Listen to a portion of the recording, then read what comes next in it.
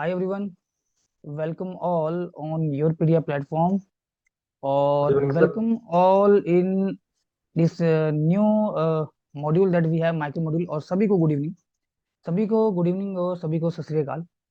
Good good evening sir. Evening sir. चलिए ये हमारा आज माइक्रो मॉड्यूल का पहला क्लास है। This is first class of the micro module launched by your PDF for P triple S B exam point of view. And मैं बता देना चाहता हूँ जो बच्चे अभी रिसेंटली ज्वाइन किए हैं जिनका आज पहला क्लास होगा, we are starting the BMC building material and construction. Okay, हम कंस्ट्रक्शन भी इसके अंदर कंप्लीट करेंगे। तो first we will go with the building materials. तो बिल्डिंग मटेरियल में आज जो मैं टॉपिक लेके आया हूँ that is the cement. Okay, तो देखो मेरा जो अप्रोच होगा वो चेंज नहीं होगा, चाहे वो कोई सा भी टॉपिक हो, अप्रोच यही रहेगा, चाहे वो कोई सा सब्जेक्ट हो। First we will discuss the basic details. Okay, after that we will go with the MCQs. या जैसे मान लो अगर मैं डायरेक्टली एमसीक्यू के साथ चलूं then I will discuss each and every detail of that particular question. Okay, तो चलिए स्टार्ट करते हैं। चलिए स्टार्ट करते हैं। तो cement, so I just frame a picture कि सीमेंट की क्वालिटी साइट के ऊपर अगर आपको चेक करनी है, कलर उसका कैसा होता है, हाथ में आप सीमेंट लेते हो तो किस तरह का फील होना चाहिए। और ये सीमेंट बैग है, ये सीमेंट बैग है। और मैं बता दूं, देखो ये सीमेंट बैग है, इसको हल्के में मत लेना, इससे एक नंबर आ चुका है पेपर के अंदर और वो नंबर है ना, वो ये है। ये जेई में पूछा हुआ था कि सीमेंट के बैग के ऊपर जो क्वांटिटी लिखी होती है वो कौन सा वेट है। ये वाला देखो 50 kg है ना, और यहाँ पे लिखा है नेट क्वांटिटी। नेट क्वांटिटी में लिखा है, ऑल्दो ये जो वेट होता है ना, ये सीमेंट का ये जो बैग है ना, जिसको आप बोरी भी बोलते हैं, इसके साथ इंक्लूडेड है ये। ठीक है जी, एवरीथिंग इज इंक्लूडेड। सो ये एक क्वेश्चन फ्रेम किया गया था पेपर के अंदर। चलिए तो स्टार्ट करते हैं। चलिए मेरा यहाँ पे टॉपिक है सीमेंट, लेट अस स्टार्ट। चलिए सीमेंट की बात करते हैं फर्स्ट। तो पहला क्वेश्चन है कि quantity of water required for one bag of cement. Cement के एक बैग के लिए कितना क्वांटिटी ऑफ वाटर आपको चाहिए पड़ेगा, और जिसमें आपको water to cement ratio given है 0.6। आप बोल सकते हो एक तरह का पहला क्वेश्चन हो गया ये, न्यूमेरिकली हो गया ये। Water to cement ratio given है 0.6, पूछ रहा है कितना आपको वाटर ऐड करना है सीमेंट के एक बैग के लिए। तो पहले मैं कुछ चीजें बताना चाहूंगा कि सीमेंट क्या है। I just want to discuss what is the cement. कुछ बेसिक सी information that is required if you are new or if you are studying the things after a very long period of time, then the things are required कि हम इनका जरूर पहले थोड़ा सा basic analysis करें, उसके बाद आगे बढ़े। ऑल्दो सीमेंट, सीमेंट हम सभी ने देखा है, we all are civil engineer and we know very well about cement. तो पहली चीज तो ये कि जो सीमेंट को इन्वेंट किया था ना, जिन्होंने इसकी खोज करी है, उनका नाम है जोसेफ एस्पदीन। ठीक है, invented by, this is invented by Joseph, ये नाम है इनका, याद रख सकते हो, जोसेफ एस्पदीन। ठीक है, जोसेफ एस्पदीन 1824, सिर्फ नॉलेज के लिए, लेकिन नाम याद रख सकते हो आप, जोसेफ एस्पदीन। तो सीमेंट क्या है बच्चे, सीमेंट एक हमारा आर्टिफिशियल मटेरियल होता है, building material, of course building material. तो सीमेंट बेसिकली एक बाइंडिंग मटेरियल है। सीमेंट क्या है, सीमेंट एक बाइंडिंग मटेरियल है। बाइंडिंग मटेरियल नाम से समझो, जो खुद में भी बंधेगा और दूसरे के साथ भी बंधेगा। मतलब सीमेंट के अंदर ना दोनों तरह की प्रॉपर्टीज हैं, कोहेसिव प्रॉपर्टी भी है और अडहेसिव प्रॉपर्टी भी है। Both property we have in the cement, both property we are getting with the cement. Okay, तो सीमेंट जो बनता है बेसिकली, इसमें आपको मेजरली जो यहाँ पे हमें मटेरियल चाहिए, जैसे कैलकेरियस मेरे पास कंपाउंड होते हैं, आर्जिलेसिस कंपाउंड होते हैं, दो चीजों से मिलके, कैलकेरियस और आर्जिलेसिस।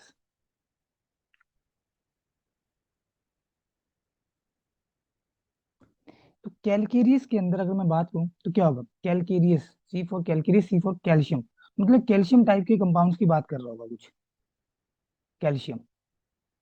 और आर्जिलेसिस में क्या होगा, आपका सिलिका होगा। आर यू गेटिंग, आर्जिलेसिस में क्या होगा, सिलिका वगैरह होगा। क्लियर। तो कैल्शियम में अगर मैं बात करूं, जैसे लाइम हो गया, रिच सोर्स है ये कैल्शियम का, लाइम हो गया, चौक हो गया, और मेराइन सेल्स हो गया, एक्सेट्रा। और आर्जिलिसिस के अंदर क्ले हो गया। नाम ध्यान रखना है इनकी, कई बार पूछ लेता है कि कौन सा इसमें जो आपका इंग्रेडिएंट है वो कैलकेरियस कंपाउंड को शो नहीं करता है। ठीक है, शेल हो गया, राइट, पहले का 1, 20, 30, ठीक है, आंसर भी ऊपर आ रहा है। आंसर देखो, मैं ये फिर से बोल देता हूँ कि हो सकता है आपने क्वेश्चन ये पहले देखे हों, या आपके लिए आंसर एक दो क्वेश्चन के लिए आपको बिल्कुल इजी हो, लेकिन मेरा जो पर्पस है वो है डिटेल डिस्कस करना। I just want to discuss the detail now. अब देखो, क्वेश्चन में इसने फ्रेम किया है कि बताओ water to cement ratio given है, तो कितना आपको वाटर बाय क्वांटिटी चाहिए पड़ेगा। तो ये जो वाटर टू सीमेंट रेशियो है, water to cement ratio, W/C का मतलब होता है water to cement ratio. W water हो गया, C से सीमेंट हो गया, ठीक है जी। तो वाटर टू सीमेंट रेशियो आपको गिवन है 0.6, और ये ध्यान रखना, ये वेट टू वेट का रेशियो होता है, ये this is ratio of weight to weight, ठीक है। तो वाटर को स्मॉल w से फ्रेम किया है, सीमेंट को स्मॉल c से फ्रेम किया हुआ है, और कुछ भी नहीं है। तो W/C रेशियो दिया 0.6, और इसने बोला कि 1 बैग ऑफ सीमेंट। अगर मैं सीमेंट के एक बैग की बात करूं, 1 बैग ऑफ सीमेंट, तो कितना होता है, ये 50 kg है generally, this we have the 50 kg। Okay, density कितना होता है सीमेंट का, what is the density of cement. तो आंसर है सीमेंट की जो डेंसिटी है 1440। 1440 kg/cm, 1440। kg पर क्यूबिक मीटर, सेंटीमीटर थोड़ी होता है, जैसे kg पर cubic metre, right. Specific gravity कितना होता है सीमेंट का, what is the specific gravity of cement. 3.15 sir. 3.5। Specific gravity of cement, तो ये है 3.15, ठीक है। अच्छा देखो, एक और स्पेसिफिक ग्रेविटी होती है, स्पेसिफिक ग्रेविटी ना दो तरह से डिफाइन की जाती है। एक है ट्रू स्पेसिफिक ग्रेविटी, जिसको एब्सोल्यूट स्पेसिफिक ग्रेविटी बोलते हैं। जब मैं आपसे पूछूंगा ना तब बोलना आप लोगों ने, ठीक है, I will give you time, okay please. Now specific gravity of cement is of two type, एक है बल्क मास या अपरेंट स्पेसिफिक ग्रेविटी, और एक है ट्रू स्पेसिफिक ग्रेविटी। तो जब तक बचे स्पेसिफिक ग्रेविटी के आगे, जब तक स्पेसिफिक ग्रेविटी के आगे बल्क, मास या अपरेंट, जब तक स्पेसिफिक ग्रेविटी के आगे बल्क, मास या अपरेंट ये वर्ड नहीं लगा होगा ना, आपने हमेशा जो स्पेसिफिक ग्रेविटी कंसीडर करनी है किसी भी मटेरियल की, वो ट्रू स्पेसिफिक ग्रेविटी ही कंसीडर करनी है, जिसको हम एब्सोल्यूट स्पेसिफिक ग्रेविटी भी बोलते हैं। तो सीधा जैसे क्वेश्चन आता है, 99% केसेस में है स्पेसिफिक ग्रेविटी ऑफ सीमेंट, तो हमेशा वो ट्रू स्पेसिफिक ग्रेविटी है। अच्छा, अगर हम यहाँ पे बल्क स्पेसिफिक ग्रेविटी की बात करें, तो मतलब जब आप वॉइड्स को भी कंसीडर करते हो, then what will the answer. Bulk बोल दो, मास बोल दो, या अपरेंट बोल दो। अगर मान लो ये पूछ लिया इसने, अगर ये आपसे पूछ ले रहा है कि बताओ यहाँ पे बल्क या मास या अपरेंट स्पेसिफिक ग्रेविटी कितनी होगी, हाँ आप आंसर करो। अब कोई नहीं बोलेगा,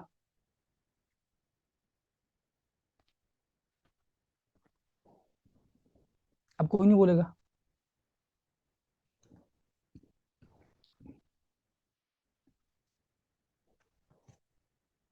तो बच्चे ये होती है 1.44, ये होती है 1.44, ठीक है। ध्यान रखना, मोस्टली यहाँ पे स्पेसिफिक ग्रेविटी और सीमेंट ही लिख के आता है। मान लो अगर वो चेंज करना चाहे क्वेश्चन, तो मास बल्कि अपरेंट स्पेसिफिक ग्रेविटी पूछ रहा है सीमेंट का, तो कितना हो जाएगा, 1.44 हो जाएगा। अब यहाँ पे सीमेंट का एक बैग तो क्लियर है, 50 kg है ये, दिस इज 50 kg, और हमारे से वो वाटर पूछ रहा है केजी के अंदर कितना है। तो W/C रेशियो 0.6 गिवन है, विच फर्दर इंप्लाइज W हो गया वाटर, सीमेंट हो गया 50 kg पर बैग, 0.6 दिया है, कुछ भी कर सकता है यहाँ पे, 0.6 या 0.4 भी दे सकता है। तो कितना हो गया ये, तो वाटर कितना निकल के आ जाएगा आपका, ये जो वाटर होगा 0.6 इंटू 50 kg, वैसे ही, तो 6 5 30, 30 kg हो गया क्या, 30 kg। अब तुम बोलोगे सर पानी तो लीटर में होता है, ऑप्शन देखो इधर, ज्यादा दिमाग नहीं चलाना है, ऑप्शन देखो किस में है, सारे केजी में है, बस चले रहो। अगर वो लीटर में बोलता फिर हम कन्वर्ट कर रहे होते, अगर वो लीटर में बोलता फिर हम कन्वर्ट करते इसको, समझ रहे बात को, अगर वो लीटर में बोलता ना फिर हम कन्वर्ट करते, अगर वो बोल रहा होता कि लीटर में बताओ कितना है, फिर हम इसको कन्वर्ट करते, ठीक है। अच्छा अब मुझे बताना जरा कि सीमेंट का एक बैग उसका वॉल्यूम कितना होता है क्यूबिक मीटर के अंदर, बता सकते हो क्या। 0.00345। Yes very good.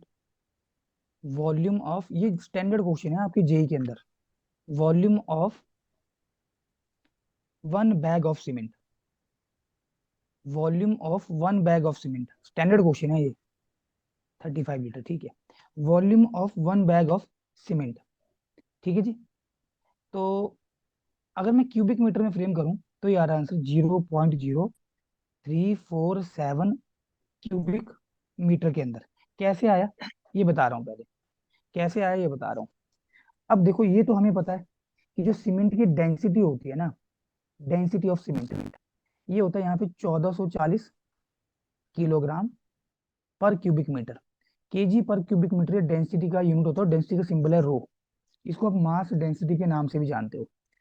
अब अगर मैं बोलूं, अगर मैं यहाँ पे बोलूं कि 1 केजी, ध्यान सुनना, मैं ऐसा बोल लिख सकता हूँ क्या, इसको बताना जरा, can I right it like this one, कि 1440 किलोग्राम सीमेंट का वॉल्यूम कितना है, 1 क्यूबिक मीटर है क्या, या 1 क्यूबिक मीटर वॉल्यूम में कितना सीमेंट है, 1440 किलोग्राम है क्या, बात तो एक ही है।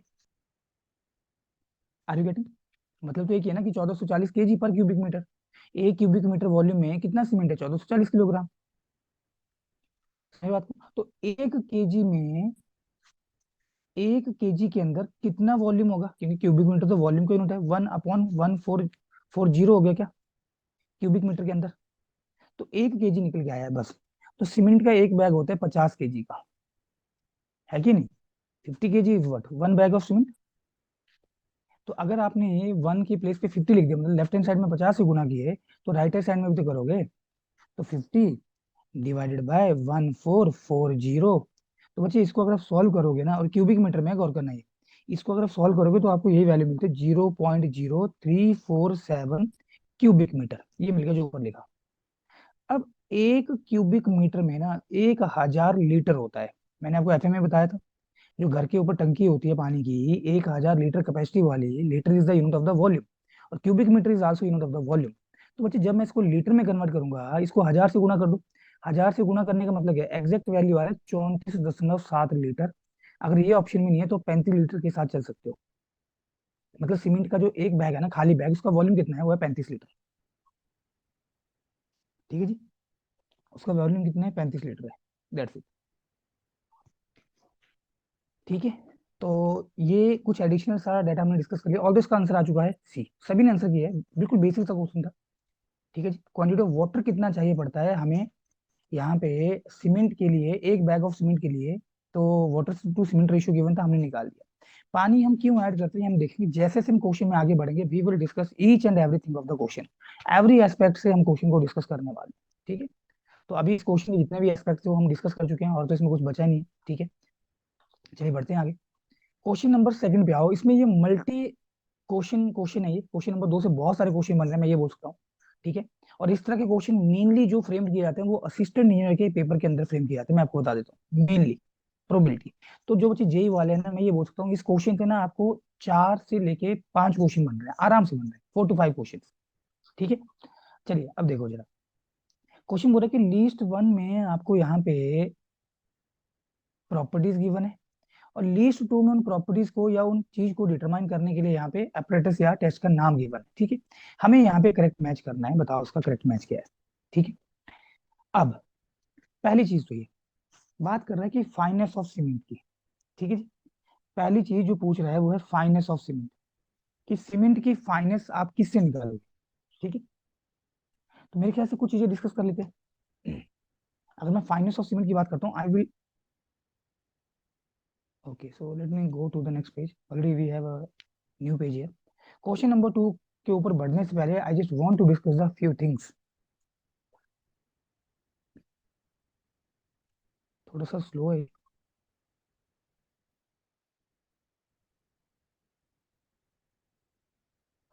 अभी मैं किसी के भी कमेंट नहीं देख रहा हूँ, सो मैं फिलहाल तो कुछ यहाँ पे डाटा डिस्कस कर रहा हूँ। तो क्वेश्चन नंबर 2 का ये डिटेल में हम डिस्कस करेंगे। पहले तो मैं यहाँ पे कुछ एडिशनल चीजें, तो मुझे ना यहाँ पे चेक करना है कि फाइनेस क्या होती है, फाइनेस। फाइनेस, अच्छा क्या समझते हो फाइनेस से, फाइनेस से क्या समझते हो। तो फाइनेस से हम ये समझते हैं कि पार्टिकल कितने फाइन है, कितना यहाँ पे ग्राइंडिंग अच्छे से हुआ है, या किस एक्सटेंट तक हमारा जो क्लिंकर्स हैं, जो सीमेंट है, उसकी ग्राइंडिंग हुई है। Are you getting? तो मैं बोल सकता हूँ फाइनेस इज व्हाट, फाइनेस में ऐसे लिख सकता हूँ यहाँ पे, extent of grinding, extent of grinding. ठीक है जी, फाइनेंस को मैं फ्रेम कर सकता हूँ एक्सटेंट ऑफ ग्राइंडिंग। ठीक है, okay, just hold on guys, someone is there who is just asking the permission.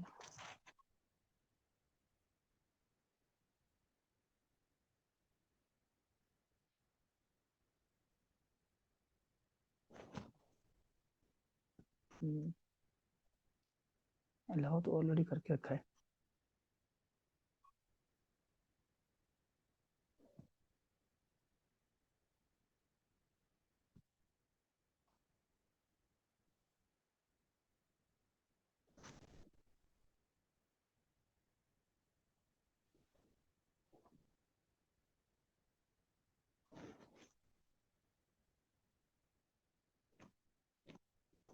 भी देगा, जस्ट होल्ड ऑन।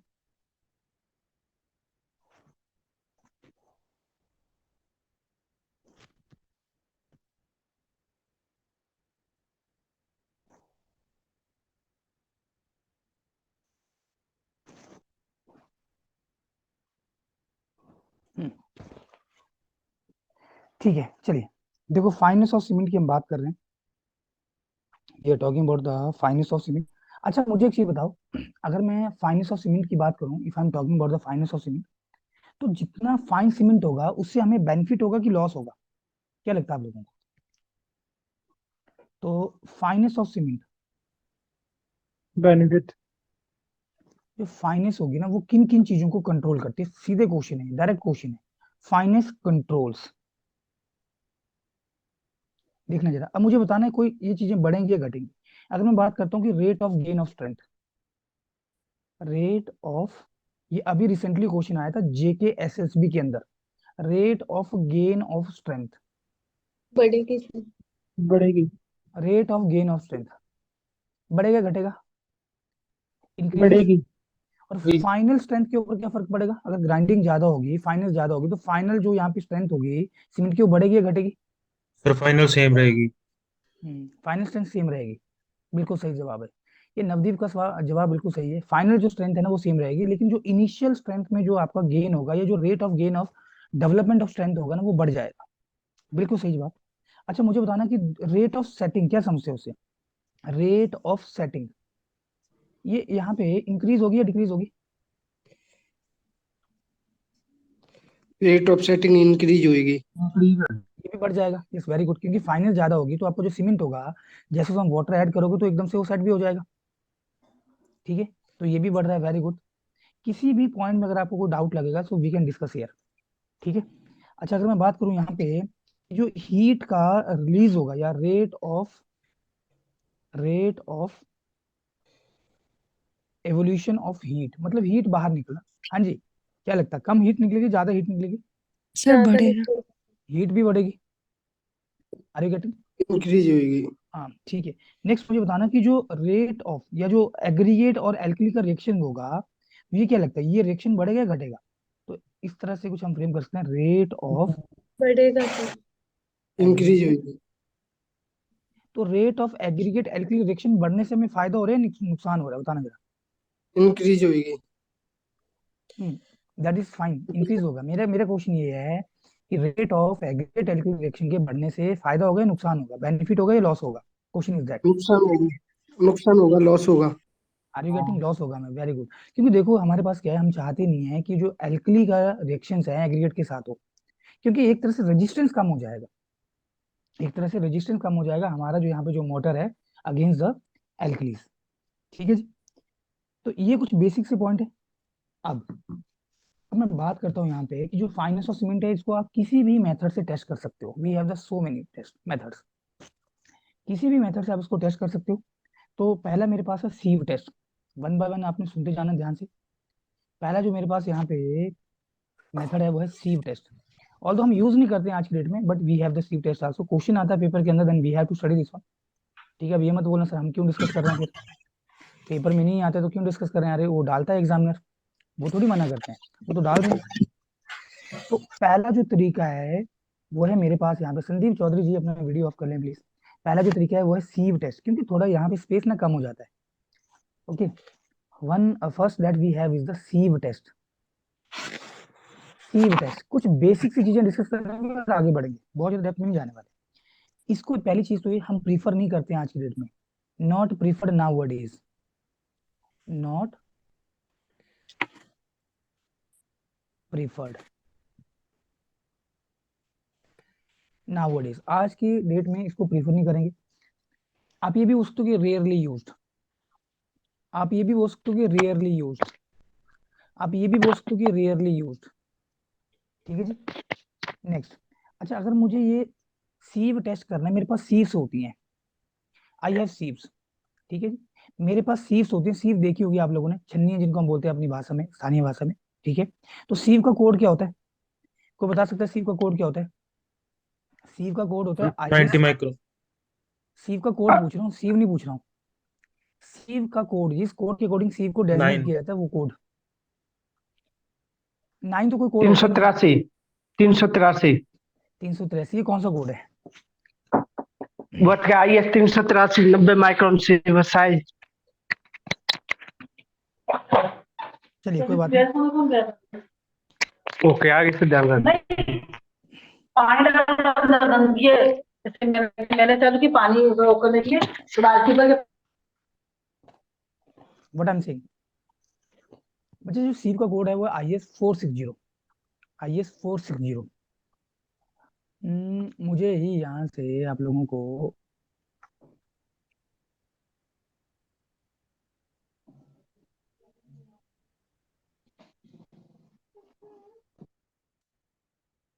चलिए अब चैट करते रहना मेरे साथ।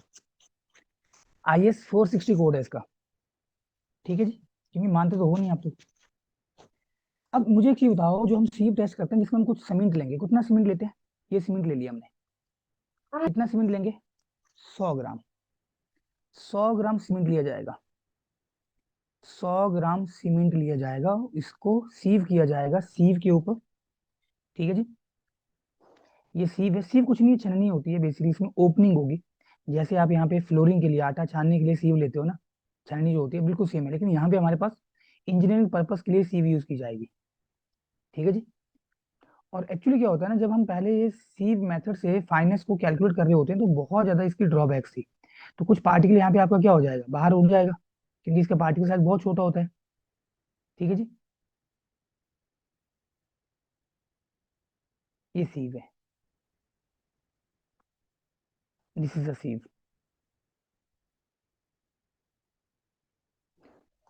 सीव, तो अगर मैं IS सीव नंबर की बात करूँ ना, तो गौर करना वो आपसे क्या पूछ रहा है पेपर के अंदर। तो सीव नंबर है 9, इंडियन स्टैंडर्ड सीव नंबर है 9, और सीव साइज है 90 माइक्रोन, सीव साइज है 90 माइक्रोन। 90 माइक्रोन क्या होता है बेसिकली, ये जो यहाँ पे हमने सीव बनाया ना, तो इसमें बच्चे जितनी भी ओपनिंग है ना वो स्क्वायर ओपनिंग है, एक मैश बनता है, ये every opening is of a square opening. तो ये जो स्क्वायर यहाँ पे बना है, इस स्क्वायर का साइज या साइड कितना है वो ये है, इसको मैश बोलते हैं हम बेसिकली, MESH, मैश। ठीक है जी। अगर वो सीव साइज पूछ रहा है तो 90 माइक्रोन हो जाएगा, सीव नंबर पूछ रहा है तो वो 9 नंबर हो जाएगा। कितने समय के लिए सीविंग करते हो, तो आंसर है 15 मिनट के लिए, कभी पूछेगा नहीं नॉलेज के लिए। 15 मिनट के लिए आप सेकिंग कर लो, सीविंग कर लो, सफिशियंट है। ठीक है जी, इज इट ओके? अच्छा अब अगर मेरे पास OPC होगा, OPC है ऑर्डिनरी पोर्टलैंड सीमेंट, OPC की फुल फॉर्म होती है ऑर्डिनरी, ऑर्डिनरी पोर्टलैंड सीमेंट। अगर OPC हम यूज कर रहे हैं बच्चे, तो ये जो सीविंग के ऊपर हमने, सीव के ऊपर जो हमने सीविंग किया, मान लो ये मेरा यहाँ पे सीमेंट के पार्टिकल्स थे, ठीक है, जो डाले थे, तो इसके ऊपर जितना ज्यादा रेजिड्यू मिलेगा ना, जितना मतलब मटेरियल पास नहीं होगा, डेफिनेटली उनका साइज बड़ा होगा, साइज बड़ा होगा तो फाइनेंस कम होगी। तो इसके ऊपर जो यहाँ पे आपका मटेरियल रिटेन करेगा वो 10% से ज्यादा नहीं होना चाहिए। 10% बोला मतलब क्या है, 100 ग्राम लिया, 100 ग्राम का 10% कितना हो गया, 10 ग्राम हो गया, समझ लो। तो रेजिड्यू लेफ्ट, ये भी क्वेश्चन बनता है, residue left, residue left over, residue left over 90 micron Indian standard sieve should not be greater than 10%। 10% किसका? जो भी आपने इनिशियल वेट लिया है टेस्टिंग में, जो भी आपने इनिशियल वेट लिया है टेस्टिंग में, केयर शुड बी टेकन। अगर कोई भी एयर लम्ब बने होंगे ना, कोई भी अगर एयर लम्ब बने होंगे तो उनको आपको पहले यहाँ पे हाथ से तोड़ लेना है। एयर लम्ब कुछ ऐसे होते हैं, एयर लम्ब कुछ ऐसे होते हैं, जो मैंने स्टार्टिंग में फिगर फ्रेम किया है उसमें आपको एयर लम्ब दिख जाएंगे। मैं दिखा रहा हूँ आपको। एयर लम्ब कुछ ऐसे होते हैं मेरे ख्याल से इसमें। हाँ ये देखो, यहाँ पे देखो शो किया एक ठेला बना हुआ है। ठीक है जी, ये क्या है? ये एयर लम्ब ही है बेसिकली। ऐसे नहीं होनी चाहिए। अगर ऐसे होंगे तो उनको साथ साथ आप हाथ से तोड़ते चलो, मतलब फिंगर से आप। ठीक है, तो एयर लंप नहीं होनी चाहिए, केयर शुड बी टेकन। अगर बन रहे हैं तो उनको आप यहाँ पे ब्रेकिंग करते चलो उनकी। अच्छा, दूसरा मेरे पास होता है यहाँ पे जो बहुत ज्यादा पेपर में पूछे जाने वाला टेस्ट है, second that I have is the air permeability test. Air permeability test. अच्छा, एक चीज और महत्वपूर्ण बात, अगर हम कोड की बात करें, ये तो मैंने सी का कोड आपको बताया। अगर हम कोड की बात करें तो ये जो मेरा यहाँ पे फाइनेंस का कोड होता है ना, वो होता है IS 4031। फाइनेंस का जो मेरा कोड है वो है IS 4031। फाइनेंस का जो मेरा कोड है वो है IS 4031। मैं ऊपर लिख देता हूँ उसको, पीछे लिख दे रहा हूँ, जस्ट होल्ड ऑन।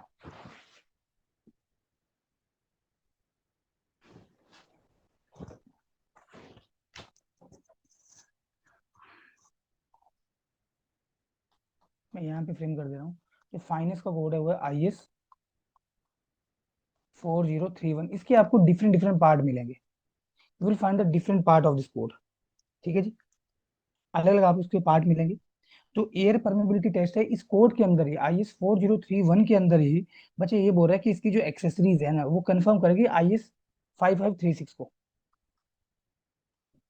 ये क्लियरली लिखा हुआ है इसी कोड के अंदर। अगर एयर परमेबिलिटी टेस्ट है, एयर परमेबिलिटी टेस्ट है, तो इसका जो एक्सेसरीज है वो कंफर्म करता है इस कोड। ऑल तो कोड यही IS 4031 इसके अंदर ही लिखा हुआ है, तो आपने क्वेश्चन ध्यान से पढ़ लेना है।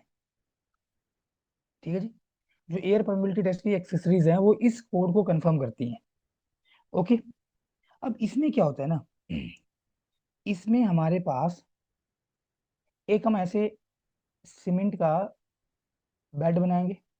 ठीक है जी, और इसका जो डायमीटर होता है, रेड से फ्रेम कर रहा हूँ, इंपॉर्टेंट है ये डायमेंशन, 2.5 सेंटीमीटर, मतलब 25 mm है ये। डाया है इसका बेसिकली, इज डाया। ओके, और ये कितना हाइट तक आप ये स्पेसिमेन फ्रेम करते हैं, तो इसकी हाइट जो होती है वो 1 सेंटीमीटर है। 1 सेंटीमीटर होता है 10 mm हो गया। ट्राई टू अंडरस्टैंड, कोशिश करो थोड़ा समझने की। ऐसे ना हमने एक सीमेंट का बेड बनाया हुआ है। ठीक है, और नीचे से हम क्या करते हैं, यहाँ पे एयर ब्लोन करते हैं, मतलब हवा पास करवाएंगे। ठीक है जी, और पार्टिकल इस 2.5 सेंटीमीटर जो हमने यहाँ पे डायमीटर बनाया है एक बेड का, पार्टिकल मेरे यूनिफॉर्मली यहाँ पे प्लेस होनी चाहिए। तो हम चेक क्या कर रहे हैं यहाँ पे, बेसिकली हम यहाँ पे सरफेस एरिया चेक कर रहे होते हैं। ठीक है, we are going to check the surface area. ठीक है जी, क्योंकि अगर सरफेस एरिया आपका ज्यादा होगा तो डेफिनेटली आपकी फाइनेंस भी ज्यादा होगी। मैं बोल सकता हूँ कि अगर सरफेस एरिया ज्यादा होगा ना, if surface area is more, definitely the finance will also be more. Finance will also be more. और फाइनेंस ज्यादा होगी तो क्या क्या हमारे पास इसके पॉइंट्स है वो हमने पहले डिस्कस कर लिया। अब इसमें क्या होता है ना, इसमें तो मेरे पास ब्लेन, BLAINE एफोस्ट्रॉफी एस, तो ये बन जाएगा Blaine's air permeability test. Blaine's air permeability test. ठीक है जी, या अपरेटस लिखता हूँ। जनरली इसका यूज किया जा रहा है, जनरली इसका यूज किया जा रहा है। तो छोड़ रहा हूँ, ये बीच में रुक गया है। अपना स्क्रीन ऑफ कर लो, देखो अपना स्क्रीन ऑफ कर लो, मैं बार बार बोल रहा हूँ, please switch off your screen. Yes, thank you. Okay, please remember the name. ये नाम है इसका, ब्लेन एयर परमिबिलिटी अपरेटस। और इसका जो एक्सेसरीज है वो किस कंफर्मेशन के अकॉर्डिंग है, मैंने आपको ये भी बता दिया। You can check on that one IS code also. ठीक है, लेकिन इतना ज्यादा रिक्वायरमेंट नहीं है, but if you want to check you can go through. ठीक है, देख सकते हो आप, चेक कर सकते हो। ठीक है जी, चलिए बढ़ते हैं आगे। अब यहाँ पे, अब ना यहाँ पे इसके अलावा भी मेरे पास होते हैं, क्योंकि जो एयर परमिबिलिटी एपरेटस है ना, इसके अंदर भी हम क्या करते हैं, जैसे नर्स और ब्लेन्स एपरेटस, वो नाम होता है, ये ली एंड नर्स ब्लेन एपरेटस नाम होता है। ठीक है, ये फ्रेम होते हैं। तो ये ध्यान रखना आपने एपरेटस। बाद में मैं कुछ आपको पॉइंट्स और दिखाऊंगा, घबराओ मत, कुछ की पॉइंट मैं आपको और लिखाने वाला हूँ। नाउ, अब इसमें जो फाइनेस होती है ना, ये पेपर में पूछा हुआ सवाल है कि फाइनेस कैसे एक्सप्रेस की जाती है, because there is internet issue. हाँ, अब मैं ये बोल रहा हूँ कि फाइनेस को कैसे हम यहाँ पे रिप्रेजेंट कर रहे हैं। तो fineness of cement, fineness of cement, जितने भी मैं पॉइंट यहाँ पे डिस्कस कर रहा हूँ, सारे पॉइंट आपके पेपर में आ चुके हैं, जेई के पेपर में। फाइननेस ऑफ सीमेंट कैसे एक्सप्रेस करोगे? फाइननेस ऑफ सीमेंट को आप एक्सप्रेस करोगे एक पैरामीटर की टर्म में। फाइननेस ऑफ सीमेंट को आप एक्सप्रेस करोगे एक पैरामीटर की टर्म में। Fineness of cement express as a parameter known as specific surface area. क्या बोलते हैं इसको? Specific surface area. तो बच्चे ध्यान रखना, specific surface area to volume का रेशियो भी होता है, सरफेस एरिया टू वेट या मास का रेशियो भी होता है। ठीक है जी। Specific surface area can mean two things, इसके दो मतलब होते हैं। एक बन गया सरफेस एरिया टू वॉल्यूम का रेशियो, और दूसरा होता है बच्चे इसका सरफेस एरिया टू मास का रेशियो। तो हमें यहाँ पे कौन सा उठाना होता है? हमें यहाँ पे उठाना होता है सरफेस एरिया टू मास का रेशियो। ठीक है, जो फाइनेस ऑफ सीमेंट है वो सरफेस एरिया टू मास के रेशियो के रिस्पेक्ट में रिप्रेजेंट की जाएगा। ये रिसेंटली पूछा हुआ क्वेश्चन था। ठीक है जी, तो हमारा आंसर था यहाँ पे सरफेस एरिया। सरफेस एरिया किसमें होगा? सेंटीमीटर स्क्वायर या मीटर स्क्वायर में? चलिए सेंटीमीटर स्क्वायर कर लेते हैं। और मास किसमें होगा? अगर तुम एरिया सेंटीमीटर स्क्वायर में लिख रहे हो तो मास आपका ग्राम में जाएगा। Are you getting? समझ रहे हो बात को? चलिए ओपीसी के लिए कितना है? ओपीसी के लिए कितना है बता सकते हो? अगर मैं यहाँ पे बात करता हूँ, ये सारा का सारा जो डाटा मैं लिख रहा हूँ ना, ये आपका ब्लेंस एयर परमेबिलिटी एपरेटस के अकॉर्डिंग है। तो ओपीसी की बात करते हैं, ऑर्डिनरी पोर्टलैंड सीमेंट। बच्चे इसके 5 ग्रेड हैं। ओपीसी के 3 ग्रेड नहीं है, 5 ग्रेड हैं ओपीसी के। मैं आपको बताऊंगा कौन कौन से ग्रेड हैं जब हम आएंगे क्वेश्चन के ऊपर। तो 3 ग्रेड तो हमारे जनरल कंस्ट्रक्शन के हैं, और 2 ग्रेड मेरे यहाँ पे रेलवे में यूज होते हैं। और पहले ओपीसी 33, 43, ओपीसी 33, 43 और 53। ठीक है जी। अब तुम देखो, एई के पेपर में पूछा हुआ सवाल था हरियाणा पब्लिक सर्विस कमीशन के अंदर कि ओपीसी 43 दी है, तो 43 का क्या मतलब? अब तुम बोलो, ये क्वेश्चन डिजर्व करता है क्या एई के लिए? ये क्वेश्चन डिजर्व करता है क्या एई के लिए? कहाँ डिजर्व करता है? समझे बात को? तो पहले ना इनके कोड अलग अलग थे। ओपीसी 33 का अलग था, 43 का अलग था, 53 का अलग था। अब इनको एक ही कोड में रख दिया गया है, IS 269 के अंदर। ये मैं आपको लिखाऊंगा जब हम चलेंगे सीमेंट के टाइप के ऊपर। टोटल 5 ग्रेड है, 3 ग्रेड मत बोल देना आप। ठीक है जी। अब मैं ये बोल रहा हूँ कि यहाँ पे अगर मैं ओपीसी की बात करता हूँ, ओपीसी ऑर्डिनरी पोर्टलैंड सीमेंट की, ठीक है, तो जिसपे आपका जो percentage percentage wait retained, percentage wait retained, ये आपको पता है, ये जो 90 माइक्रोन की सीव है, ये सीव साइज अभी ओपीसी के लिए this should not be greater than 10%, 10% से ज्यादा नहीं होना चाहिए। Pay attention guys. और अगर मैं बात करूँ यहाँ पे स्पेसिफिक सरफेस एरिया की, मिनिमम कम से कम इतना होना चाहिए, मिनिमम स्पेसिफिक सरफेस एरिया। इससे ज्यादा होगा अच्छी बात है, इससे कम नहीं होनी चाहिए। तो मिनिमम स्पेसिफिक सरफेस एरिया है यहाँ पे 2250। ये रटने वाले फिगर हैं, सेंटीमीटर स्क्वायर पर ग्राम। ठीक है जी, ये तो हो गया ओपीसी के लिए। अच्छा, अगर बात करते हैं यहाँ पे पोर्टलैंड पोजोलाना सीमेंट के लिए, Portland pozzolana cement, PPC, Portland pozzolana cement PPC, नाम तो सुना ही होगा, नाम तो सुना ही होगा इसका। ठीक है, नहीं सुना तो अभी सुन लो, बाकी हम डिस्कस करेंगे इसके बारे में भी। पोर्टलैंड पोर्टलैंड पोजोलाना, पोजोलाना का भी नाम सुना होगा। ठीक है, ऑल तो इसके पास अपने पास तो वैसे कोई सीमेंटिंग प्रॉपर्टी नहीं होती है, लेकिन जब इसको सीमेंट के साथ मिलाया जाता है तो ये भी कुछ हद तक सीमेंटिंग प्रॉपर्टी ऑफर करता है। Portland pozzolana cement. ठीक है जी। तो अगर पीपीसी की बात की जाएगी, पोर्टलैंड पोजोलाना सीमेंट की बात की जाएगी, तो रेजिड्यू 5% से ज्यादा नहीं होना चाहिए 90 माइक्रोन की सीव के ऊपर। और जो इसका आपका स्पेसिफिक सरफेस एरिया का फिगर होता है वो 3000 सेंटीमीटर स्क्वायर पर ग्राम होता है। तो मुझे बताओ कि पीपीसी और ओपीसी कौन ज्यादा फाइन है? ये क्वेश्चन बना दिया उसने, पीपीसी और ओपीसी कौन ज्यादा फाइन है? पीपीसी। समझिए बात को। पीपीसी यूज करोगे तो उसमें क्रैक ज्यादा आएंगे कि ओपीसी में क्रैक ज्यादा आएंगे?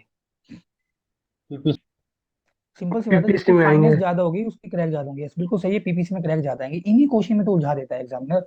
और क्या ही डालता है वो, मतलब जब आप फैक्ट एंड फिगर स्टडी कर रहे हो, खास करके फैक्ट एंड फिगर है जो चेंज नहीं होते हैं, ठीक है, these are the fact and figure जो चेंज नहीं होगे, तो यहाँ से भी आप आइडिया लगा सकते हो कि यार हमने वैल्यू स्टडी करी है, अगर यहाँ पे मेरा स्पेसिफिक सरफेस एरिया बड़ा आ रहा है, इट मीन फाइनेंस ज्यादा होगी। फाइनेंस ज्यादा होगी तो डेफिनेटली उसके अंदर श्रिंकेज के कारण क्रैक्स भी ज्यादा आएंगे, हीट ऑफ हाइड्रेशन भी ज्यादा होगा, heat of evolution of heat भी ज्यादा होगा। ठीक है, ये सारे फैक्टर होंगे। तो पीपीसी के लिए ये वैल्यू है 3000 सेंटीमीटर स्क्वायर पर ग्राम। अच्छा, एक मेरे पास होता है आरएचसी। आरएचसी मेरे पास यहाँ पे रैपिड हार्डनिंग सीमेंट है। एक आरएमसी आता है, वो रेडी मिक्स कंक्रीट होता है, वो अलग है। कंक्रीट भी देखेंगे बाद में, लेकिन अभी नहीं। Third that I have is the rapid hardening cement, जो जल्दी जल्दी यहाँ पे हार्ड हो जाएगा, सेट नहीं होगा। एक क्विक सेटिंग सीमेंट भी होता है, उसके साथ कंफ्यूज मत होना। रैपिड हार्डनिंग सीमेंट, ऐसे कौन से इनके अंदर इंग्रेडिएंट होते हैं जिससे quick setting, rapid hardening, extra rapid hardening या हाई एल्यूमिना सीमेंट बनता है, ये हम देखेंगे चीजें। तो बच्चे आरएचसी के लिए, रैपिड हार्डनिंग सीमेंट के लिए जो परसेंटेज वेट रिटेन्ड है 90 माइक्रोन सी के ऊपर, अगेन 5% से ज्यादा नहीं चाहिए। अच्छा हुआ थोड़ा सा, अगर अलग फिगर होता तो दिक्कत हो जाती है याद रखने में।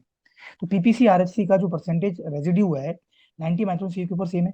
और इसका जो यहाँ पे स्पेसिफिक सरफेस एरिया वो है 3250 सेंटीमीटर स्क्वायर पर ग्राम। और करना जरा, इसकी फाइनेंस और बढ़ गई, इसकी फाइनेंस और बढ़ गई। ठीक है जी, इसकी फाइनेंस और बढ़ गई। तो मैं बोल सकता हूँ, कुछ चीजें मैं डिस्कस कर रहा हूँ, आप वर्बली सुनते रहना, कि अगर मुझे फाइनेंस टेस्ट करना है तो मैं इस सीमेंट का साइज पता कर लूंगा, कि जो सीमेंट के पार्टिकल है ना, सीमेंट के जो पार्टिकल है उनका मैं एवरेज साइज पता कर लूंगा कितना है। और जैसे जैसे फाइनेंस बढ़ती जाएगी वैसे वैसे rate of gain of strength वो बढ़ता जाएगा, वो होगा अर्ली स्ट्रेंथ का। फाइनल स्ट्रेंथ अल्टीमेट स्ट्रेंथ पे कोई फर्क नहीं पड़ेगा। इससे दिक्कत ये होगी कि हाईवे श्रिंकेज होगी। श्रिंकेज ज्यादा होगी, then what will happen, shrinkage ज्यादा होगी, अगर आपका जो मेंबर है वो ज्यादा सिकुड़ेगा, श्रिंकेज ज्यादा होगी, तो उसके कारण क्रैक आएंगे। समझ रहे बात को? क्रैक आएंगे एक तरह से, जिसको हम अलाउ नहीं करेंगे। ठीक है जी। अगर मैं ये बोलूं कि क्या यहाँ पे फाइनेस बढ़ने से अल्टीमेट स्ट्रेंथ अफेक्ट होती है, आंसर करो। With increase in the finance of the cement ultimate strength decreases, increases, remains constant या नन? कॉन्स्टेंट। कांस्टेंट रहेगी, कोई फर्क नहीं पड़ेगा, बिल्कुल सही जवाब है। ठीक है जी। अच्छा, सेटिंग टाइम मुझे बताना, सेटिंग टाइम बढ़ेगा फाइनेंस के बढ़ने से कि घटेगा? क्या लगता है आप लोगों घटेगा। को? Setting time, setting time finance के डिक्रीज। बढ़ने से, with increase in fineness, finance बढ़ रही है तो हमने बोला था यहाँ पे कि जो रेट ऑफ रिएक्शन होगा, स्टार्टिंग में हमने कुछ पॉइंट डिस्कस किए थे, वो बढ़ेगा।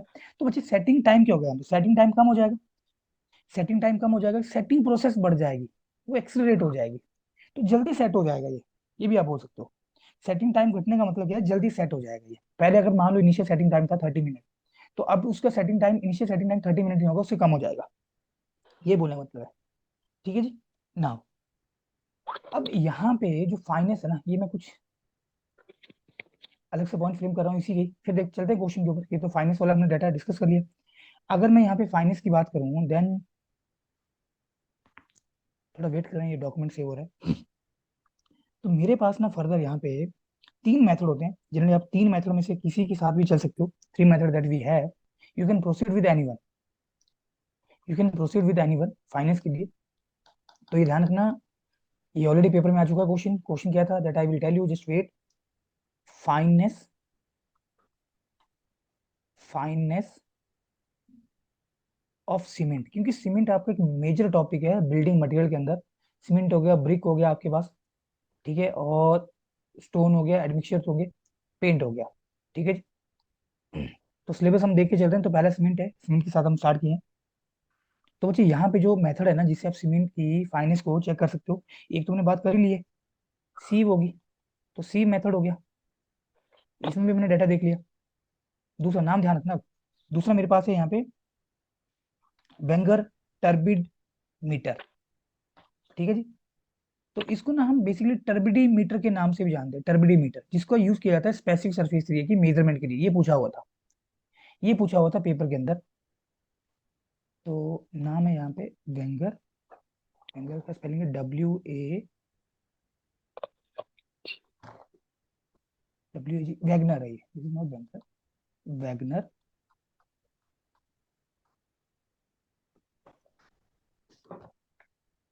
टर्बिडी metre.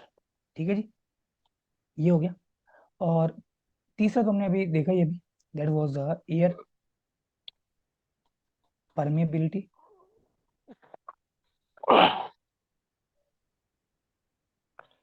Air permeability, spelling check कर लेना, एयर परमेबिलिटी, एयर परमेबिलिटी। ठीक है जी, एयर परमेबिलिटी टेस्ट। तो ये जो मेरा यहाँ पे वैगनर टर्बिडोमीटर है ना, ये एक तरह से सेडिमेंटेशन मेथड है, this is kind of the sedimentation method, this is kind of the sedimentation method, please remember.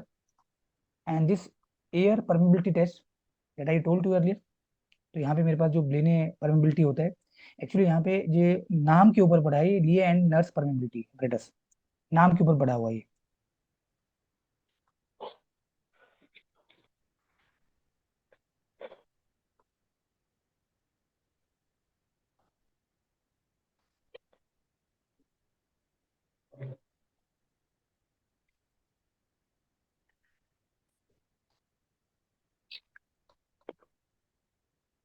Glance air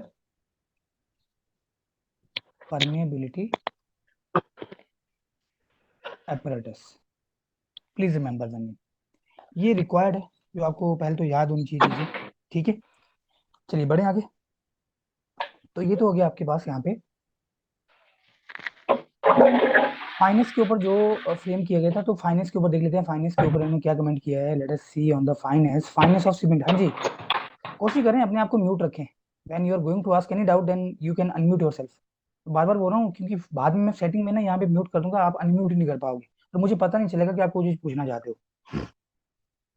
ठीक है, क्योंकि जो बच्चे बाद में रिकॉर्डेड देखेंगे ना, they will have a lot of disturbances in the video, so try to manage the thing. अच्छा, अगर मैं फाइनेंस ऑफ सीमेंट की बात करता हूँ, देन फाइनेंस ऑफ सीमेंट क्या हो गया, एयर परमेबिलिटी एपरेटस हो गया क्या, A3 हो गया क्या। अब तुम एक चीज चेक कर लो कि A3 किस ऑप्शन में है, दो ऑप्शन है बी और सी। अभी मैं बता दूं, अभी जो JKSSB का एग्जाम हुआ था, उसमें मतलब इस तरह के लिस्टिंग वाले क्वेश्चन दे दिए, बड़े बड़े क्वेश्चन डाल दिए। तो यहाँ पे मानुस ने दो डाल दिए, एग्जाम्पल 2 लिख दिया, यहाँ पे 2 यहाँ पे कर दिया, 3 यहाँ पे कर दिया, तो एक ही ऑप्शन आंसर है, मतलब बाकी पढ़ने की जरूरत थी नहीं। लेकिन फिर भी बच्चों को ना ये ऑप्शन के ऊपर तो जाना पड़ रहा था, तो मतलब एक टाइम कंज्यूमिंग उसने पेपर यहाँ पे फ्रेम कर दिया था, चेंज ही कर दिया था थोड़ा सा माहौल। ठीक है जी, अब इसके बाद बात होती है कि सेटिंग टाइम कैसे निकालोगे, setting time, how to calculate the setting time of the cement. चलिए, अब अगर मैं सेटिंग टाइम की बात करूं, I just want to discuss the setting time, और साउंडनेस भी है। तो क्वेश्चन नंबर 2 का ही डाटा ये, देखो सारा कुछ हम डिस्कस कर लेंगे क्योंकि आज तो हमारी पहली क्लास है, इसलिए मैं थोड़ा सा यहाँ पे स्लो पेस के साथ चल रहा हूँ। क्योंकि जो मेजर मेजर सब्जेक्ट्स हैं, टॉपिक्स हैं सीमेंट के अंदर, सब्जेक्ट मेजर मेजर जो टॉपिक हैं हमारे BMC के अंदर, that we want to cover in the detail, क्योंकि वहां से अगर क्वेश्चन आएगा तो छूटे ना। और BMC से आपको फ्री के नंबर मिलने वाले हैं, मैं सीधा बोल देता हूँ, कोई बहुत ज्यादा दिमाग तो लगाना नहीं है BMC में। ठीक है जी। अब मान लो अगर बोल रहा है कि यहाँ पे OPC के लिए आपका जो मिनिमम स्पेसिफिक सरफेस एरिया की वैल्यू होनी चाहिए वो 2250 सेंटीमीटर स्क्वायर पर ग्राम होनी चाहिए, क्यों इतनी होनी चाहिए भाई, कोड ने बोला है, कोई इसका जस्टिफिकेशन नहीं दिया है उसके अंदर तो। लेकिन फाइनेंस जितनी ज्यादा होगी, हमें क्या क्या बेनिफिट होंगे हमने देखा, और हमें उसके ड्रॉबैक्स भी क्या मिले वो भी हमने देखा। तो नेक्स्ट मैं बात करता हूँ सेटिंग टाइम, नेक्स्ट मैं बात करता हूँ सेटिंग टाइम, नेक्स्ट मैं बात करता हूँ सेटिंग टाइम। अच्छा, अब देखो सेटिंग टाइम से क्या मतलब है, कि जब हम सीमेंट में पानी मिलाते हैं, when we are going to add water into the cement, what will happen, chemical reaction होती है। जब भी हम सीमेंट में पानी मिलाते हैं तो केमिकल रिएक्शन सेटअप हो जाएंगे, उन केमिकल रिएक्शन को बोला गया है हाइड्रेशन प्रोसेस, उन केमिकल प्रोसेस रिएक्शन को बोला गया है हाइड्रेशन प्रोसेस। तो सीमेंट प्लस वाटर, जब भी सीमेंट में पानी ऐड किया गया तो केमिकल रिएक्शन होगी अंदर, what will happen, chemical reaction will take place, chemical reaction होगी। और ये जो केमिकल रिएक्शन हुआ ना, इसे बोला गया है यहाँ पे hydration process, this is nothing but hydration process, यही होता है हाइड्रेशन, और क्या होता है। तो पानी ऐड करने से कुछ रिएक्शन हो रही है मेरे सीमेंट के अंदर। ठीक है जी। अब मुझे ना मेरे ख्याल से ये समय आ चुका है कि हमें डिस्कस कर ही लेना चाहिए कि ऐसी कौन सी चीज है जिससे यहाँ पे रिएक्शन सेटअप हो गया पानी के अंदर, सॉरी सीमेंट के अंदर। मैंने तो वाटर ही ऐड किया था। तो बच्चे मैं यहाँ पे अगर बात करूँ कौन कौन से इंग्रेडिएंट है सीमेंट के अंदर,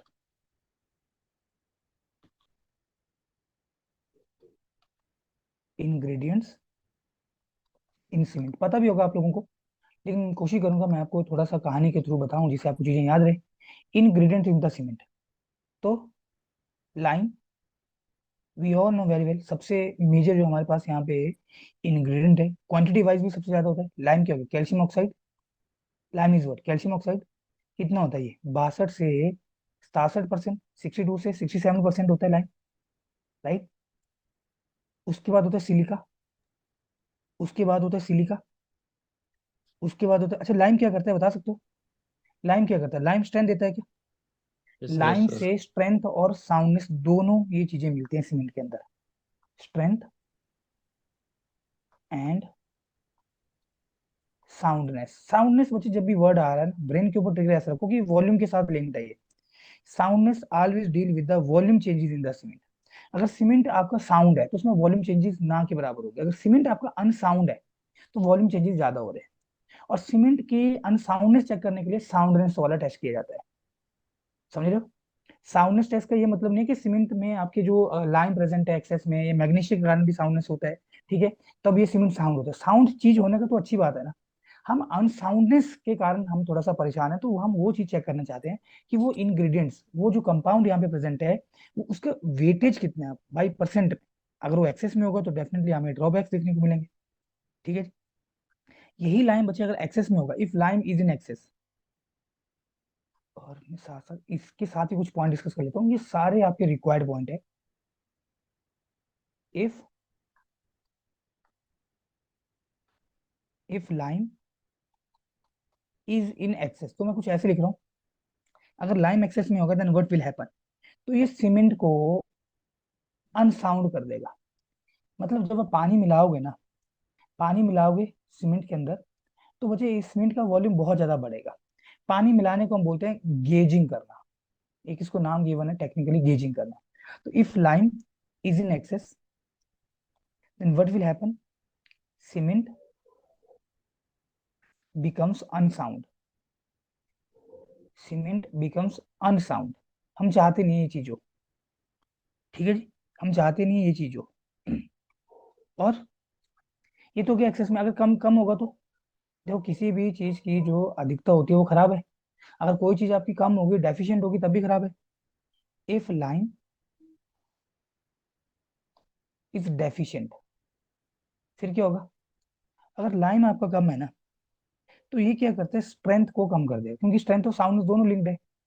तो जो स्ट्रेंथ होगी सीमेंट की वो घट जाएगी, स्ट्रेंथ ऑफ सीमेंट इसको ये अफेक्ट करेगा, कम हो जाएगी, बढ़ेगी नहीं कम हो जाएगी, क्योंकि इनका वन ऑन वन का रिलेशन है, ठीक है जी। डेफिशिएंट बोलने मतलब कम है, लाइम कम है। और दूसरा इसके कारण क्या होता है, अगर लाइम आपका कम होगा तो कॉजेज क्विक सेटिंग, मतलब ये सीमेंट को ना जल्दी सेट करवा देगा अगर लाइम आपका कम होगा। लाइम कम होगा तो क्विक सेटिंग करा देगा ये, तो ये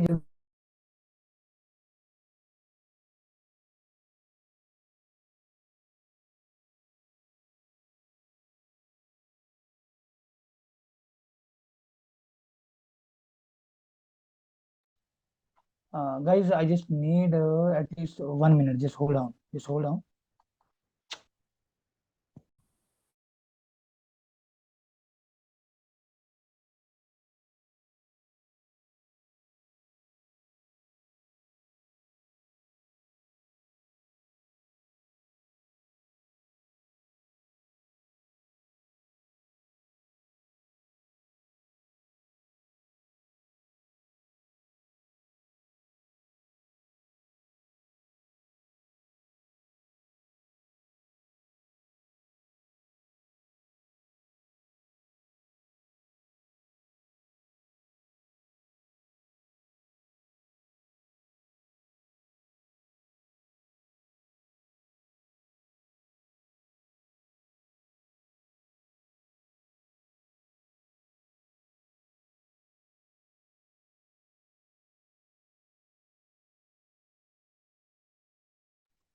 चलिए, तो ये तो हो गया लाइम। और लाइम कितना प्रेजेंट होता है? लाइम प्रेजेंट होता है लगभग 62 से 67%, 62 से 67%, 62 से 67% मार्क कर चुके हैं। दूसरा, लाइम के बाद जो आपका इंग्रेडिएंट आता है ना, जिसकी क्वांटिटी लाइम से थोड़ी कम है, वो होता है सिलिका, और बाकी इंग्रेडिएंट से ज्यादा है, वो है सिलिका, वो है सिलिका। चलो देखो, फिर सिलिका को भी देख लो, सिलिका को भी देख लो जल्दी से। Second that we have is the silica, second that we have is the silica. कितना होता है सिलिका? तो सिलिका प्रेजेंट होता है यहाँ पे 17 से 25%। ठीक है, ये थोड़ा सा बुक्स के अकॉर्डिंग डाटा आपका वेरी भी कर सकता है। सिलिका मतलब SiO2। ठीक है जी, कितना ये? 17 से 25%। कौन मैसेज कर रहा है? Just hold on. ठीक है जी, 17 से 25% होता है। चलिए बढ़ते हैं आगे। अच्छा, सिलिका की बात कर रहे हैं। सिलिका, अब मुझे बताना कि सिलिका किस चीज के लिए यहाँ पे रिस्पॉन्सिबल है? क्या सिलिका से स्ट्रेंथ मिलती है सीमेंट को? क्या सिलिका से स्ट्रेंथ मिलती है? Yes, also give strength. Silica से भी स्ट्रेंथ मिलती है। ठीक है जी, ये भी स्ट्रेंथ देता है सिलिका सीमेंट के अंदर। सीमेंट भाई, सीमेंट इनसे मिलके बना हुआ है। अगर एक्सेस में होगा ये, अगर एक्सेस में होगी, हमेशा ध्यान रखना कि एक्सेस में होगा तो क्या होगा, अगर डेफिशिएंसी होगी तो क्या होगा? इफ इन एक्सेस, अगर सिलिका आपका जरूरत से ज्यादा है, कितना है? 17 से 25% बोला है। अगर ये जरूरत से ज्यादा है तो ये जो स्ट्रेंथ ऑफ सीमेंट होगा ना, क्या करेगा बता सकते हो? स्ट्रेंथ ऑफ सीमेंट को बढ़ाएगा या घटाएगा? What will happen sir? Breakup हो जाएगा। हाँ, इंक्रीज कर देगा sir.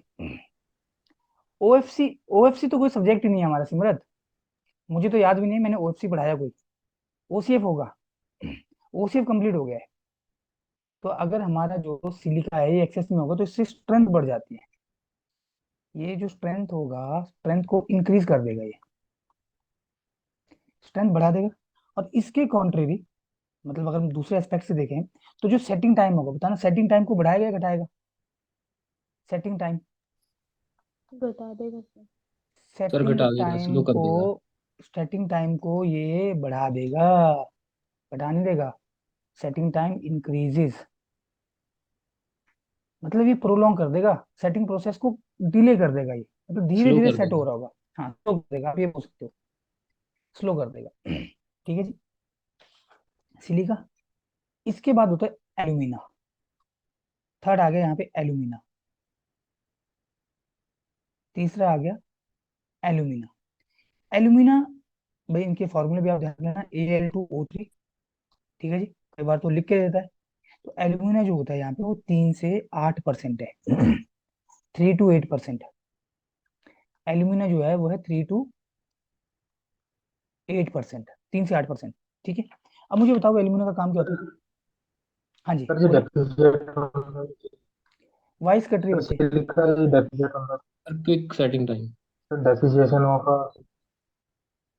Depreciation, silica voice cut रही है आपकी बच्चे, I am not able to hear you, आप क्या बोल रहे हो? ये फ्लक्स सिलिका का काम करता है सर। डेप्रिसिएशन। चलिए कोई बात, मैं आगे आ रहा हूँ। एल्यूमिना क्या है? एल्यूमिना एक तरह से जो क्विक सेटिंग प्रॉपर्टी है, ये इम्पार्ट करता है। क्विक सेटिंग प्रॉपर्टी देता है ये सीमेंट के अंदर, क्विक सेटिंग प्रॉपर्टी। ठीक है जी, तो इस सेटिंग टाइम को ये डिले कर रहा होगा, फिर ये सेटिंग टाइम को डिले कर रहा होगा, मतलब सेटिंग प्रोसेस को ये इंक्रीज कर देगा, सेटिंग प्रोसेस को इंक्रीज कर देगा, सेटिंग टाइम को ये और बढ़ा देगा। ठीक है जी, सेटिंग टाइम और इसका इंक्रीज हो जाएगा। ठीक है जी,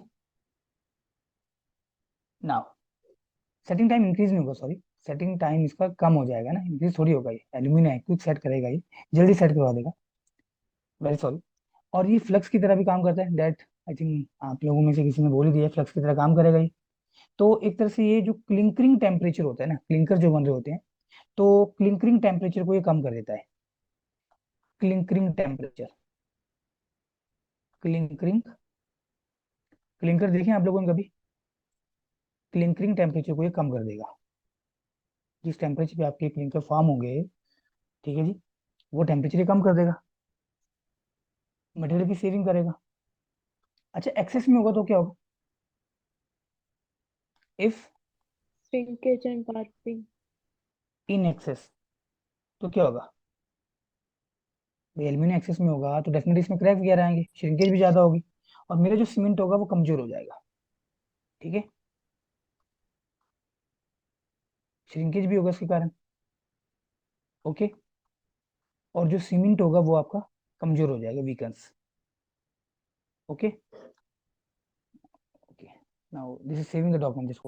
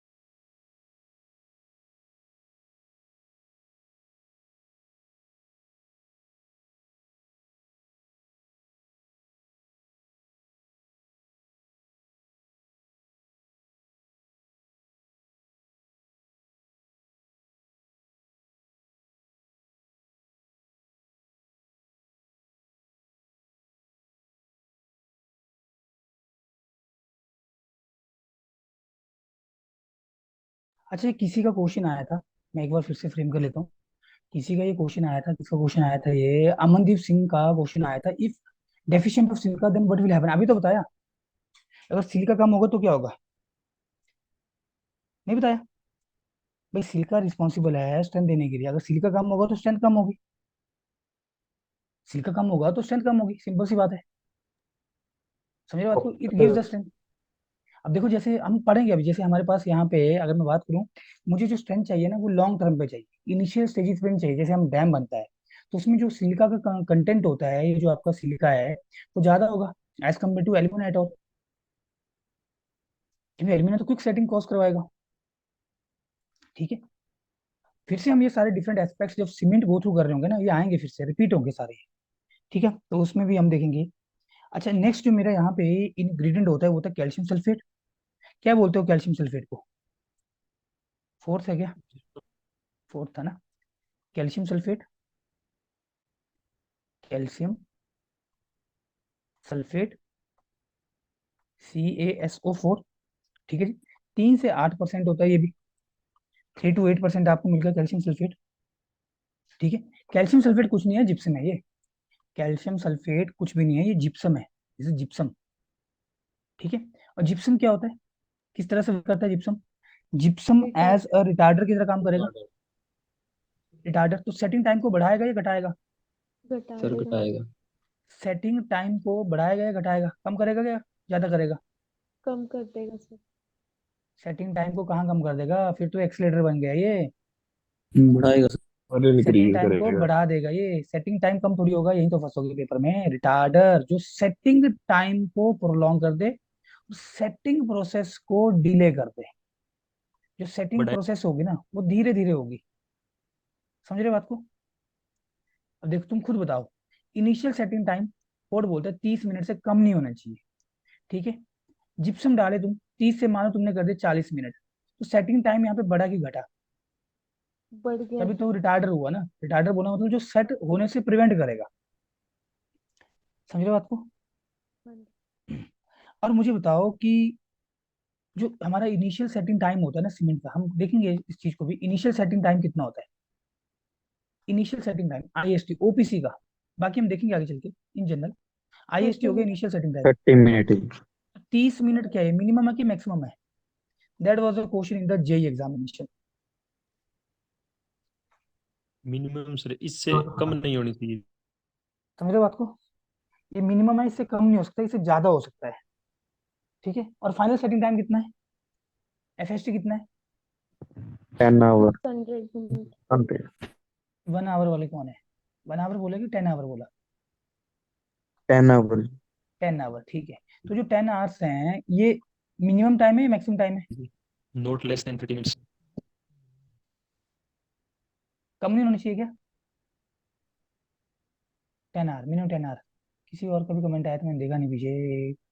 कमेंट और भी किया कि किसी ने नहीं किया है, ठीक है। तो मुझे 10 आवर मैक्सिमम है, इससे ज्यादा नहीं होना चाहिए, दिस इज मैक्सिमम। ये पेपर में फ्रेम था क्वेश्चन। और ये मिनिमम अनएक्सपेक्टेड, मतलब बच्चे काफी सारे फंस गए यहाँ पे भी। ये जो 30 मिनट है ये मिनिमम यहाँ पे टाइम होता है कि मैक्सिमम होता है? तो आंसर है कोडल प्रोविजन में लिखा हुआ मिनिमम। कम से कम इतना होना चाहिए यहाँ पे इनिशियल सेटिंग टाइम, इससे कम नहीं। ठीक है जी। अच्छा, इसके बाद मेरे पास जो होता है अगला जो इंग्रेडिएंट है, that is the iron oxide. Iron oxide Fe2O3। अच्छा, ये जो सीमेंट में कलर आता है किसके कारण आता है? कैसा कलर होता है आयरन सीमेंट का? ऑक्साइड। आयरन ऑक्साइड के कारण। ग्रेश जो कलर होता है, हम चाहते हैं हमेशा ग्रेश कलर हमें मिले, आयरन ऑक्साइड के कारण होता है, राइट? आयरन ऑक्साइड के कारण होता है। So next we have that, I think fifth, iron oxide। Iron oxide क्या है इसका केमिकल फॉर्मूला? Fe2O3। Fe2O3 कितना होता है? ये 3 से 4% है, ये भी 3 to 4%। ठीक, this is also the 3 to 4%। अब आयरन ऑक्साइड क्या करता है? आयरन ऑक्साइड से आपको देखो क्या क्या चीजें मिल रही है, ध्यान रखना। यहाँ पे आयरन ऑक्साइड से 3 चीजें मिल रही है। स्ट्रेंथ मिल रही है, स्ट्रेंथ मिल रही है, हार्डनेस मिल रही है, और ये कलर तो देता ही है, और ये कलर तो देता ही देता है। रेड से लिख रहा हूँ, दिमाग में बैठा लेना। और तो हो सकता है आपको ये चीजें पता हो, लेकिन एक बार ब्रशअप करना बहुत जरूरी है। इसके बाद नेक्स्ट जो मेरे पास है इंग्रेडिएंट जो सीमेंट के अंदर होता है, दैट इज अ मैग्नीशिया। छठा है मैग्नीशिया। छठा है मैग्नीशिया। मैग्नीशिया मतलब मैग्नीशियम ऑक्साइड, MgO। कितना होता है ये? 2 से 3% होता है। मैग्नीशिया कितना होता है? 2 से 3% होता है। अब मैग्नीशिया क्या होता है? मैग्नीशिया से आपको अगेन जो चीजें ऊपर लिखी है ना आपने, जो चीजें यहाँ पे आपने लिखी थी आयरन ऑक्साइड के अंदर, ये चीजें यहाँ पे भी है, ये चीजें यहाँ पे भी है। तो मैग्नीशिया क्या करता है? स्ट्रेंथ देगा, हार्डनेस देगा, कलर टू सीमेंट देगा। मैग्नीशिया के कारण भी कलर मिलता है, ये ध्यान रखना। मैग्नीशिया के कारण भी कलर मिलता है, ठीक है जी। अगर ये एक्सेस में होगा तो ये सीमेंट को अनसाउंड कर देता है। अगर ये एक्सेस में होगा तो ये सीमेंट को अनसाउंड कर देगा। सर ऑप्शन में अगर दोनों हो तो कौन सा चूज करें, आयरन और मैग्नीशिया? आयरन और किस मैग्नीशिया का रिस्पेक्ट में? ऑप्शन। सर यही अगर कलर के लिए पूछता है ना क्वेश्चन आप में। मेजर आयरन ऑक्साइड के साथ चलोगे, ठीक है। ठीक है। मेजरली आप आयरन ऑक्साइड के साथ चलोगे, लेकिन जिन बच्चों ने मैग्नीशिया टिक किया होगा ना, वो चैलेंज कर सकते हैं कि सर मैग्नीशिया भी होता है, ठीक है। फिर उसको रेफरेंस देना पड़ेगा कि इस किताब में मैग्नीशिया फ्रेम है। तो आपको स्टैंडर्ड बुक्स में अगर आप एस चांद की किताब फॉलो करें तो आपको मिल जाएगा वहाँ पे। तो if in excess it makes cement unsound, मतलब सीमेंट का जो वॉल्यूम होगा ना ऑन एडिशन ऑफ वाटर बहुत ज्यादा बढ़ेगा, ठीक है जी। इसके अलावा बच रहा है क्या कुछ? हाँ, सल्फर वगैरह भी होता है। सेवन्थ होगा मेरे ख्याल से ये। हाँ, सेवन्थ। सर जो परसेंटेज लिख रहे हैं वे बाय वेट रहेगी ये? बाई वेट है सारा ये, all is the by wait. तो जो सल्फर है एस, तो ये आपका है 2 से 3%। 2 से 3%, ठीक है जी। सल्फर जो है वो है 2 से 3%। अच्छा, सल्फर मुझे बताना जरा, सल्फर अगर होगा तो क्या होगा? कोई आइडिया है? क्योंकि जो सल्फर प्रेजेंट होता है सीमेंट में ना, इसके कारण वॉल्यूम चेंजेस आते हैं सीमेंट के अंदर, और सल्फर के कारण भी अनसाउंडनेस होती है सीमेंट में। मैं बता दूं आपको, सल्फर जो होगा ये है basically, this is also responsible for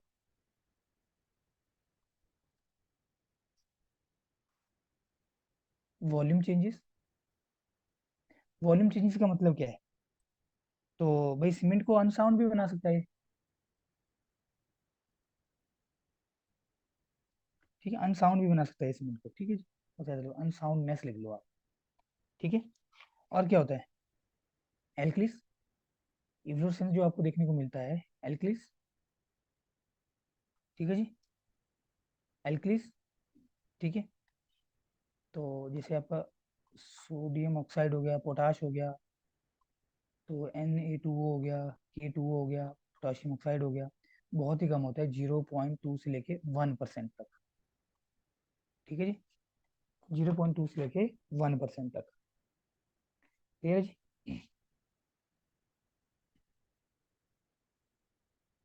चलिए बढ़े फिर आगे।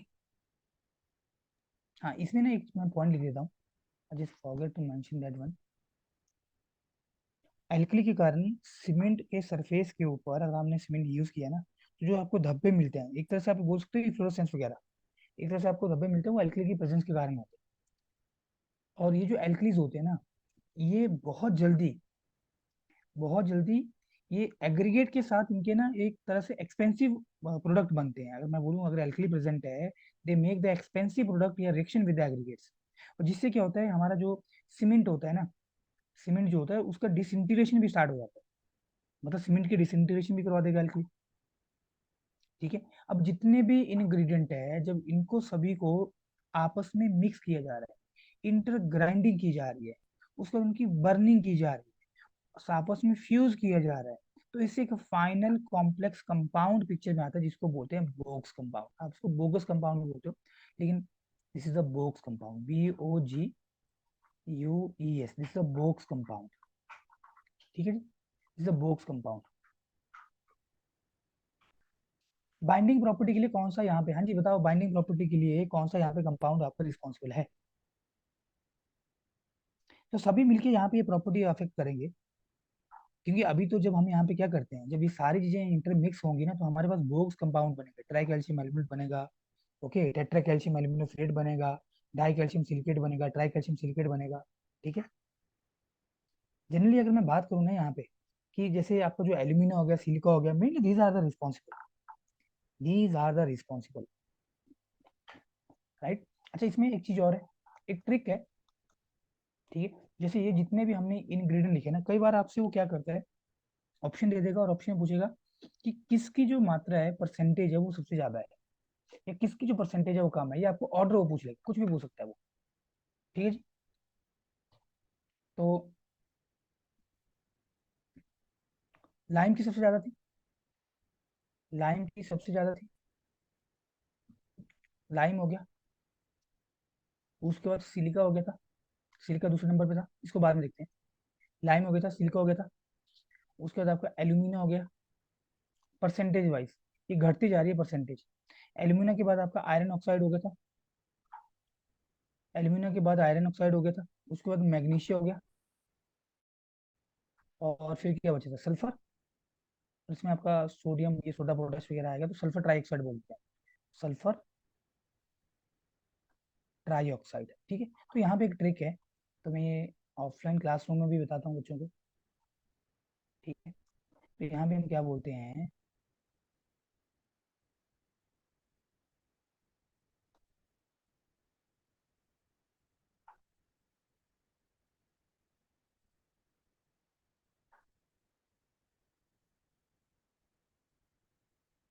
Just hold on, this is saving the document ना। तो यहाँ पे ना एक ट्रिक भी हम फ्रेम कर लेते हैं कि लॉस में इन, और तो स्पेलिंग अलग होती है। जैसे मैंने आपको एफएम में बताया था, few man can drive Gypsy, वैसे नॉन टेक में बहुत सारे हमारे पास यहाँ पे ट्रिक्स होते हैं, और टेक्निक में बहुत सारे ट्रिक्स हैं। ठीक है जी। तो लॉस में है एम्स,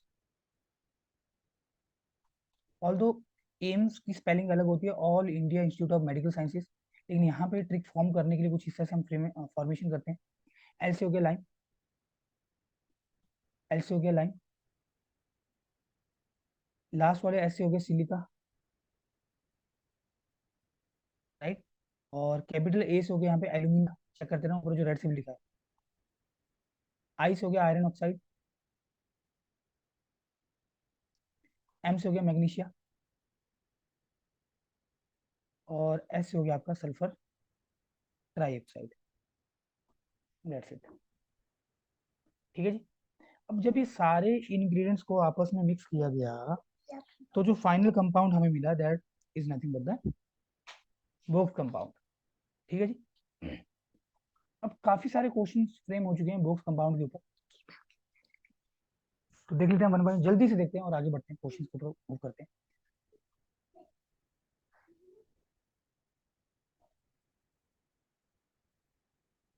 आई थिंक मैं पहले देख लेता हूँ यहाँ पे फ्रेम क्या किया तो क्वेश्चन के अंदर, आई थिंक सेटिंग टाइम, ठीक है, पहले तो मैं क्वेश्चन के ऊपर आ जाता हूँ डायरेक्टली, फिर देखते हैं इसको। सेटिंग टाइम की अगर मैं बात करूँ, सेटिंग टाइम, तो सेटिंग टाइम किससे निकालते हैं? सेटिंग टाइम हम निकालते हैं विकेट्स ऑपरेटर से। सेटिंग टाइम निकलता है विकेट्स ऑपरेटर से। सेटिंग टाइम, अरे बता तो दिया Akshay Verma, binding component. Setting time wickets needle से। सेटिंग टाइम किससे? विकेट नीडल से। सेटिंग टाइम किससे निकल रहा है? विकेट्स नीडल से। सेटिंग टाइम किससे निकल रहा है? विकेट नीडल से। ठीक है जी। अब इसमें क्या होता है ना, विकेट ऑपरेटर्स होता है जनरली हमारे पास। ठीक है, तो ये जो सेटिंग टाइम है, अगर मैं सेटिंग टाइम यहाँ पे फ्रेम कर रहा हूँ, just want to write the setting time. तो सेटिंग टाइम ऑफ सीमेंट निकालने के लिए बच्चे, हमें इससे पहले सीमेंट के ऊपर कंसिस्टेंसी वाला टेस्ट करना पड़ता है। क्योंकि जब भी हम सेटिंग टाइम लिख रहे होते हैं ना, उसमें जो वाटर हम ऐड करते हैं ना, जिसमें हम वाटर ऐड करते हैं, तो 85% of water is being added. What is the water required for the standard consistency? Standard consistency के लिए जो भी वाटर की रिक्वायरमेंट होती है, उसका 85% ही हम ऐड कर रहे होते हैं यहाँ पे, जब हम इनिशियल और फाइनल सेटिंग टाइम निकाल रहे होते हैं। That is the question for the exam point of view.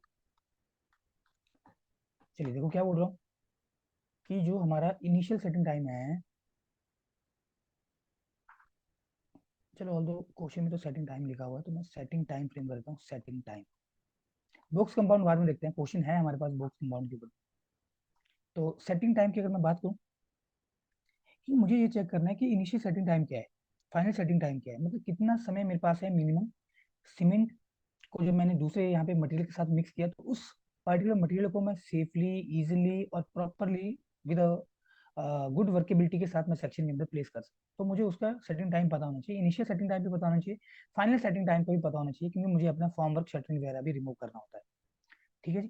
तो ये जो सेटिंग टाइम है ना, अब यहाँ पे मेरे पास है initial setting time IST। IST initial setting time, और दूसरा मेरे पास है फाइनल सेटिंग टाइम।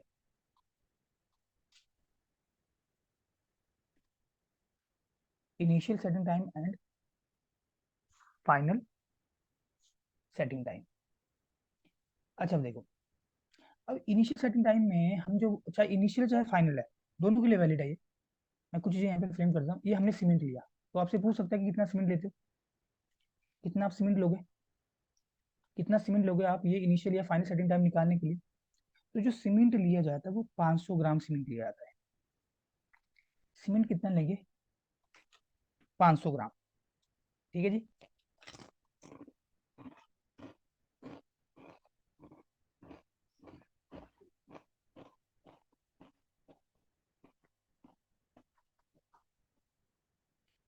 कितना सीमेंट लिए? 500 ग्राम। 500 ग्राम कितना हो गया? आधा केजी।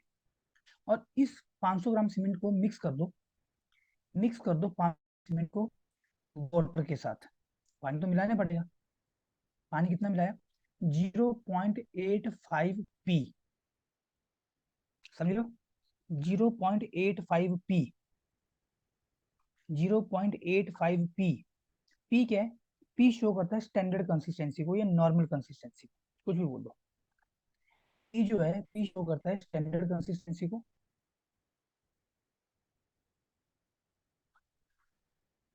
या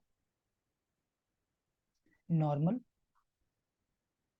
कंसिस्टेंसी को। अगर मैं इसको लिखना चाहूँ बिल्कुल सरल भाषा के अंदर, कि जो 0.85 टाइम्स ऑफ पी है, इसका क्या मतलब है? I just want to write, तो मैं यहाँ सीधा बोलता हूँ, एड 85% ऑफ वाटर, 85%, 85% आप पानी ऐड करें, 85%, और ये बाई वेट है, ये ध्यान रखना, 85% of water that is required, colour same रखता हूँ, ये चेंज हो गया, 85% of water, 85% of water that is required to prepare a cement paste of normal या standard consistency, normal या standard consistency। अच्छा, standard consistency, normal consistency OPC के लिए कितना होता है? अब मैं डिस्कस नहीं कर रहा हूँ क्योंकि मुझे बस सेटिंग टाइम देखना है। तो ओपीसी के लिए कितना होता है ये स्टैंडर्ड या नॉर्मल कंसिस्टेंसी? 7.78। तो आंसर है 30% है, ये 30%। Normal consistency of OPC ordinary Portland cement is what? 30%। ठीक है जी, समझे बात को? देखो क्या किया जाता है वहां पे भी। आपको मैं एक फिगर दिखा रहा हूँ, जस्ट होल्ड ऑन।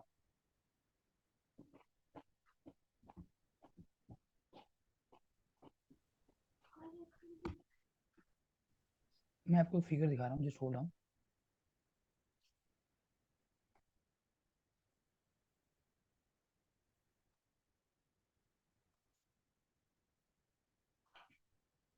बस इस फिगर से हम आइडिया लेंगे और आगे बढ़ जाएंगे।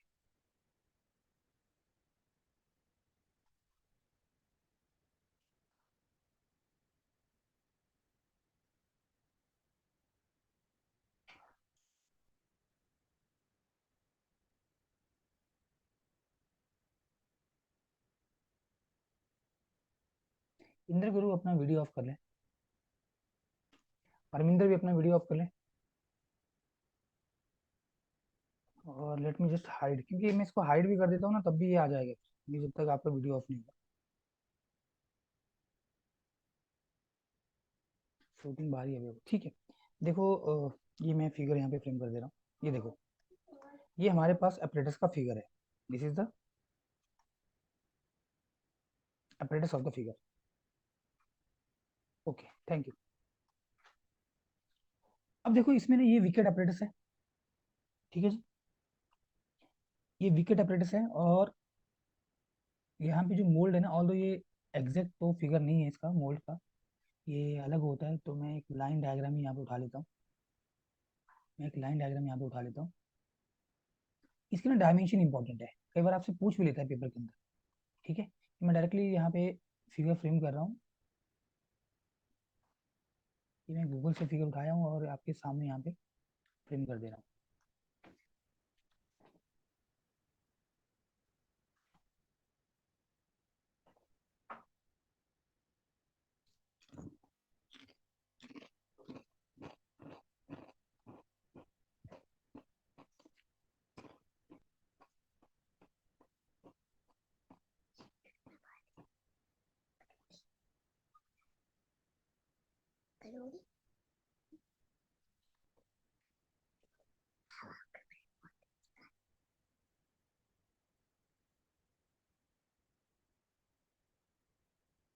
जब आप इसको पीडीएफ की फॉर्म में आपको मिलेगी ना, फिर ये आपको देखने में छोटा लगेगा, इसलिए मैं नेक्स्ट ही पेज पे आ गया हूँ। ये लो, ये देखो, ध्यान दो जरा। तो यहाँ पे ना जो डायमेंशन है ना, ये देखो आप पहले तो ये जो हमारे पास यहाँ पे एक मोल्ड है जिसके अंदर हम वो पेस्ट को फिल कर रहे हैं। ये कुछ ऐसा मोल्ड है, देखो जरा, कुछ ऐसे जैसे बना हुआ है। इसकी जो हाइट है वो 40 mm होती है, और इसका जो डायमीटर ऊपर पे वो 80 mm है, टॉप वाला। नीचे से हमें कोई लिंक नहीं है। ये हाइट है इसकी, जैसे हाइट 40 mm, जितना भी डायमेंशन है वो सारा mm में है। ये 40 mm है, ठीक है जी। तो यहाँ पे नीडल लगी है। तो जनरली यहाँ पे अगर मैं कंसिस्टेंसी निकाल रहा हूँ पेस्ट की या ओपीसी सीमेंट की, then what we are doing,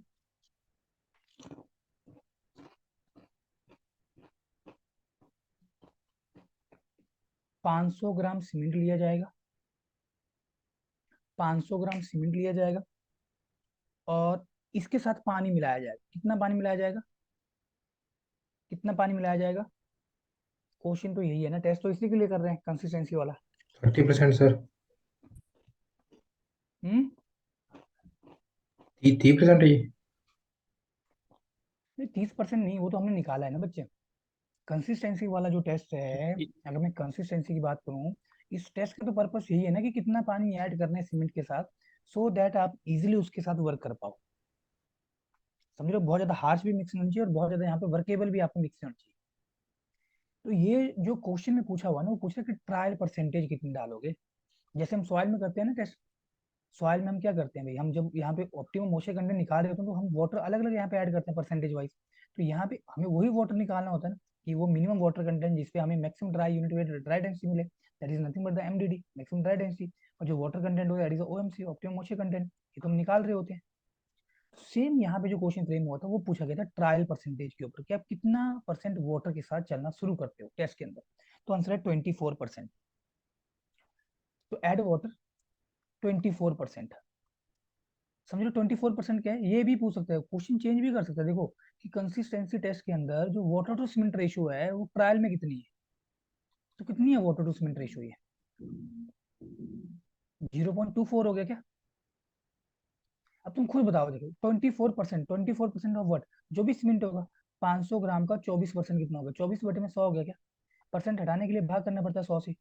24 into 5 कर लो, 5 4 20, 5 10 2 12, 120 ग्राम, 120 ग्राम पानी डालेगा। वैसे तुम यहाँ पे जो सीमेंट है तुम्हारे पास, अगर मैं इसको उठा लूँ, अब सीमेंट मेरे पास यहाँ पे 500 ग्राम दिया है तो मैं इसको 500 ग्राम में रखूंगा कैटेगरी। सीमेंट तो फ्रेम है यहाँ पे 500 ग्राम, तो 500 इंटू 0.24 कर लो, तो कितना मिलेगा, वही मिलेगा 120 ग्राम। और क्या मिलेगा, तो ये भी क्वेश्चन फ्रेम हो सकता है, चेंज कर देगा एग्जामिनर। समझो बात को, जिसमें सीमेंट हमें पता है कि कितना हम लेके चलते हैं इधर, तो आपने कितना वाटर ऐड करना है, 24%। वाटर आपने कितना ऐड करना है, 24%। ठीक है, देख लो इसको जल्दी से, कोई डाउट हो तो अभी पूछ लो।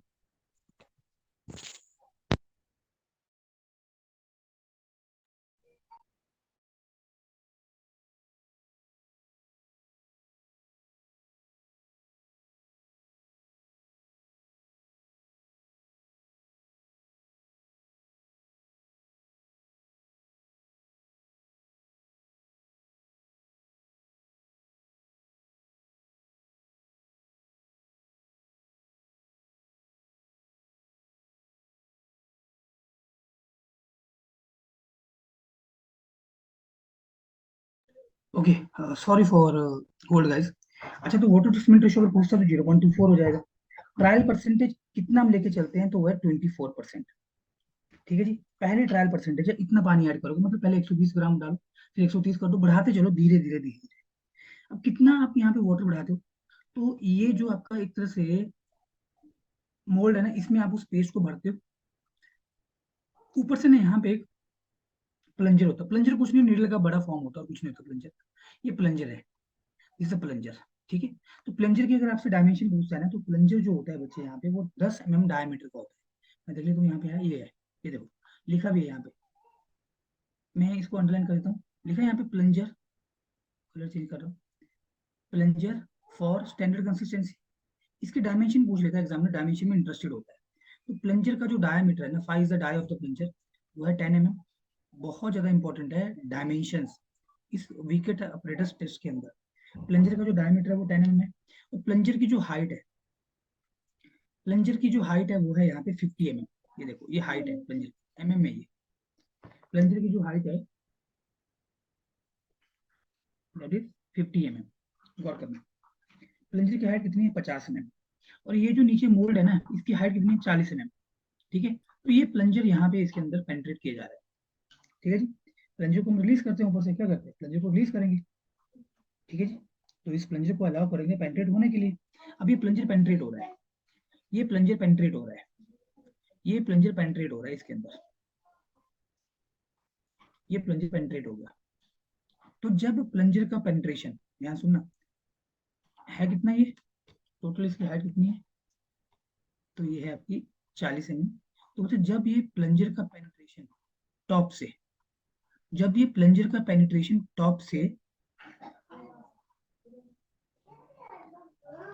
33 से 35 mm के बीच में हो, 33 से 35 mm के बीच में हो, बस वो वाटर कंटेंट नोट कर लो आपने कितना ऐड किया है, that is nothing but the standard consistency. या था कितना, ये ओवरऑल कितनी थी हाइट, ये 40 mm। तो 40 में से 33 जाएगा 7, 40 में से 35 जाएगा 5। या ऐसा बोल दो, जब बॉटम से जो डिस्टेंस होगा प्लंजर का, प्लंजर कितना ऊपर है, तो 5 से 7 mm from the bottom. Are you getting, bottom से प्लंजर जो 5 से 7 mm ऊपर है, तो जो भी आपने वाटर ऐड किया that is nothing but the standard consistency. समझ रहे हो बात को। Standard consistency is nothing but a kind of water content. ये जो स्टैंडर्ड कंसिस्टेंसी है बच्चे कुछ भी नहीं, एक तरह से पानी कितना मिलाना है सीमेंट के अंदर वो आई है। तो standard consistency is nothing but kind of a water content. समझ लो, पानी कितना मिलाना है। अब तुम खुद बताओ, अगर सवाल नहीं पढ़े हो तो पढ़ोगे सवाल के अंदर। वाटर कंटेंट क्या होता है? वाटर कंटेंट तो रेशियो होता है weight of water to weight of soil solid. तो यहाँ पे आपने वाटर कितना डाला है बाई वेट, किसके रिस्पेक्ट में? वेट ऑफ सीमेंट के रिस्पेक्ट में। तो इस जो स्टैंडर्ड कंसिस्टेंसी निकल गया था ओपीसी के लिए वो है 30%। स्टैंडर्ड कंसिस्टेंसी जो निकल गया था ओपीसी के लिए वो है 30%। OPC ordinary Portland cement 30%। 30% बोला मतलब क्या है? 500 ग्राम का 30% कितना होगा? 150 ग्राम हो गया क्या? मतलब 150 ग्राम ऑफ वाटर ऐड करो, that is a standard consistency. और ये बच्चे टेस्ट परफॉर्म किया जा रहा है कि टेम्परेचर है 27 +- 2 डिग्री सेल्सियस। ठीक है। और ड्यूरिंग द टेस्ट जो रिलेटिव ह्यूमिडिटी होती है, ये इसमें भी एग्जामिनर इंटरेस्टेड होता है, रेड से मैं सामा कर रिलेटिव ह्यूमिडिटी। ठीक है, ये होती है लगभग 90%। ठीक है, अब ये भी हो सकता है कि जो आपको ये मोल्ड वगैरह आप बनाते हो तो ये 90% रिलेटिव ह्यूमिडिटी वाले इन्वायरमेंट में होना चाहिए, दैट इज रिक्वायर्ड बेसिकली। ठीक है जी। नाउ अब देखो जरा, अब ये हो गया प्लंजर वाला तो। ठीक है, अब मैं अगर इनिशियल सेटिंग टाइम की बात करूँ, देखना जरा पीछे मैंने लिखा था कि जब इनिशियल सेटिंग टाइम निकालते हैं तो जो वाटर ऐड करते हैं वो कितना है? 0.85 times of the P. P कुछ नहीं है, ये है पी। पी कुछ नहीं है, ये है पी।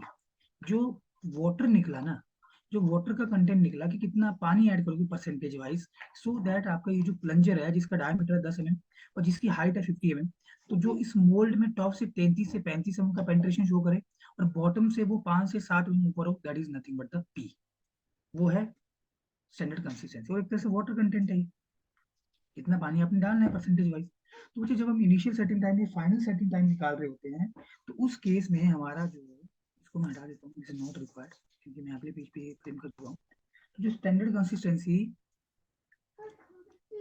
हमें चाहिए होती है ओपीसी जैसे 30% है, तो यहाँ पे इनिशियल सेटिंग टाइम में कितना है?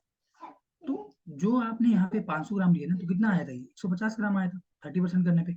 150 ग्राम। ये भी क्वेश्चन फ्रेम हुआ था हरियाणा पब्लिक सर्विस कमीशन के अंदर, हरियाणा पब्लिक सर्विस कमीशन के पेपर के अंदर। ठीक है जी, ए का पेपर था ये और उसने पूछा था वाटर कितना ऐड करना है, बताओ। मास गिवन था सीमेंट का, तो क्या करना था? क्या करना था? इनिशियल सेटिंग टाइम में 0.85 टाइम्स ऑफ पी कितना होता है स्टैंडर्ड कंसिस्टेंसी ओपीसी के लिए? 30%। 30% कितना हो गया? 30/100 हो गया, 0.3 लिख लो सीधा। और मास हमें गिवन है, मास जैसे 500 ग्राम में हम लेके चले दोनों कंडीशन में, तो ये तो कट गया यहाँ से। Are you getting? सॉल्व कर लो। 150 का भी आप क्या करोगे यहाँ पे? 150 का भी आप क्या कर रहे हो यहाँ पे? 85% ही वाटर कंसिडर करो। समझ गए बात को? Is it okay?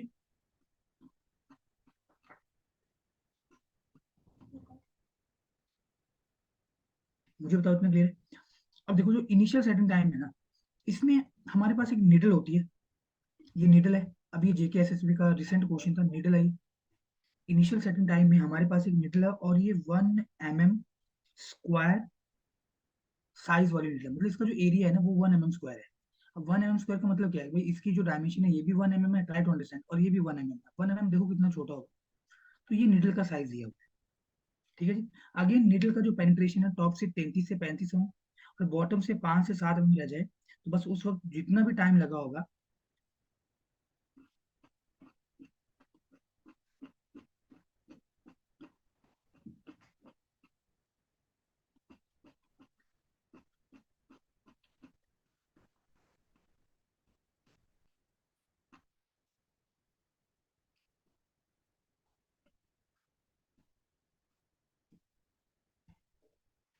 ठीक है, ये देखो 1 mm square needle, 1 mm square needle allow करोगे उसको नीचे फॉल करने के लिए।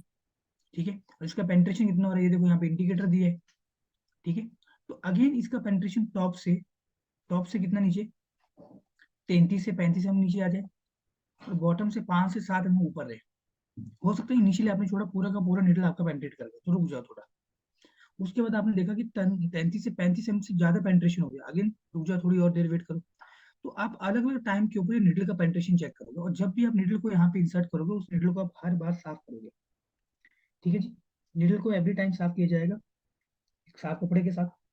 अदरवाइज अगर उस पर सीमेंट लगा होगा तो उसकी पेनिट्रेशन यहाँ पे प्रॉपर नहीं हो पाएगी, तो रेजिस्टेंस ज्यादा मिलेगा, हो सकता है आपको फॉल्स रीडिंग दे। क्लियर है बात को?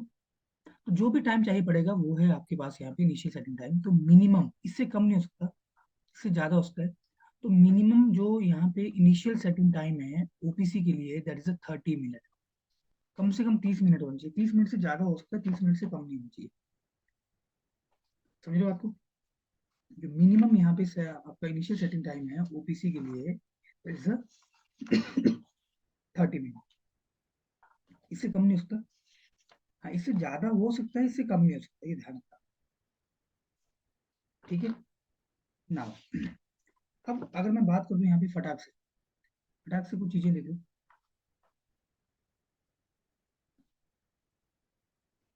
पीछे ले लेता हूँ, स्पेस है पीछे। Initial final setting time test कर रहे होंगे, तो जो अमाउंट ऑफ वाटर हम ऐड करेंगे वो है 0.85 टाइम्स ऑफ द पी। अगर initial setting time and final setting time test कर रहे होंगे, जो वाटर चाहिए पड़ेगा, water require 0.85 times of P. P क्या है मैंने आपको बता दिया, अब कंफ्यूज मत होना। आईएसटी हो गया इनिशियल सेटिंग टाइम, एफएसटी हो गया फाइनल सेटिंग टाइम। अगर हम साउंडनेस वाला टेस्ट कर रहे हैं, इसमें भी हमें पानी मिलाना पड़ता है। अगर हम साउंडनेस वाला टेस्ट कर रहे हैं, तो वहां पे जो वाटर ऐड किया था वो होता है 78% of the normal standard consistency, 7.78। ध्यान रखना, आ चुका पेपर के अंदर। अगर हम यहाँ पे स्ट्रेंथ वाला टेस्ट कर रहे हैं, कंप्रेसिव स्ट्रेंथ हम निकाल रहे हैं, कंप्रेसिव स्ट्रेंथ, तो कितना पानी यहाँ पे ऐड किया जाता है? तो आंसर है जो भी स्टैंडर्ड कंसिस्टेंसी की वैल्यू है उसका 1/4 कर दो, प्लस 3, प्लस 3। अगर आप tensile strength of cement check कर रहे हो, टेंसाइल स्ट्रेंथ ऑफ सीमेंट आप चेक कर रहे हो, या टेंसाइल स्ट्रेंथ वाला टेस्ट कर रहे हो, कुछ भी बोलो, तो उस केस में जो वाटर ऐड किया जाता है वो P/5 प्लस 2.5, 2.5।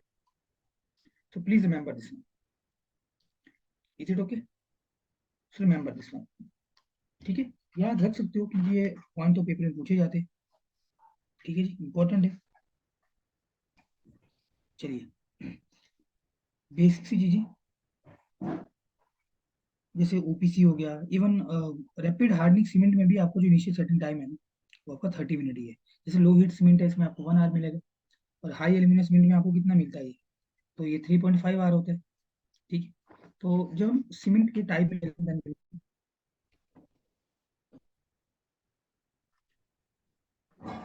चलिए तो देखते हैं, आगे बढ़ते हैं, क्वेश्चन के ऊपर आते हैं directly. Now it's time to come on to the question. तो साउंडनेस टेस्ट किससे करोगे? साउंडनेस टेस्ट होता है यहाँ पे ली चैटलियर एपरेटस से। ली चैटलियर, और ये जो ली चैटलियर एपरेटस होता है ना, अब देखो साउंडनेस यहाँ पे फ्री लाइन के कारण भी होती है और यहाँ पे मैग्नीशियल के कारण भी होती है। जो साउंडनेस होती है वो फ्री लाइन के कारण भी है, और वो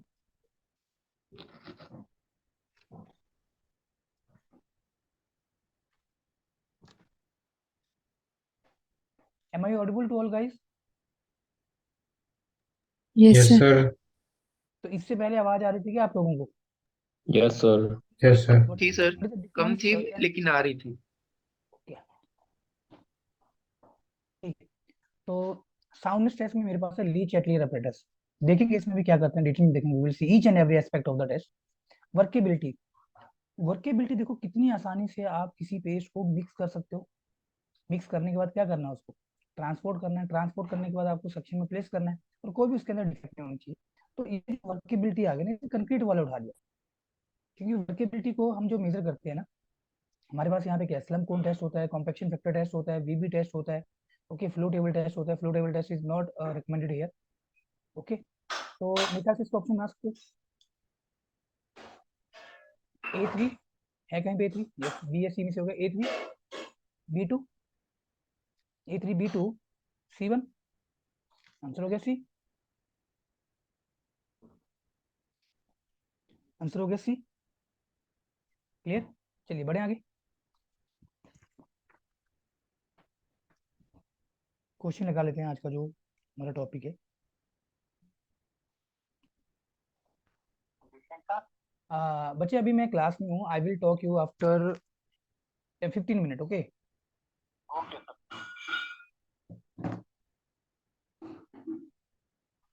चलिए क्वेश्चन के बच्चे का नेक्स्ट ये लो, नेक्स्ट क्वेश्चन।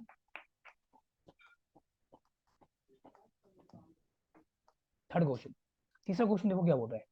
तीसरा क्वेश्चन क्या बोल रहा है, अब देखो ये क्वेश्चन के ऊपर हम ऑटोमेटिकली आगे। Cement comprises of the following composition.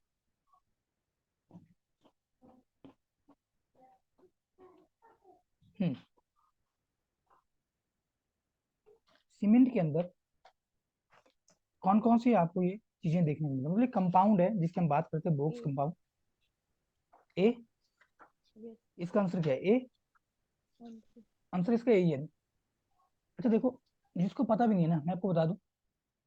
Sir बंद है वीडियो, ओके ठीक है, पीछे वाला करना है, क्योंकि ये तो कुछ होगा नहीं ऐसा। सी एस तो होता ही नहीं है, C1S भी नहीं है, मतलब आप जितने भी ऑप्शन देखोगे ना वो सारे इरेलीवेंट है, तो आंसर ए ही हुआ।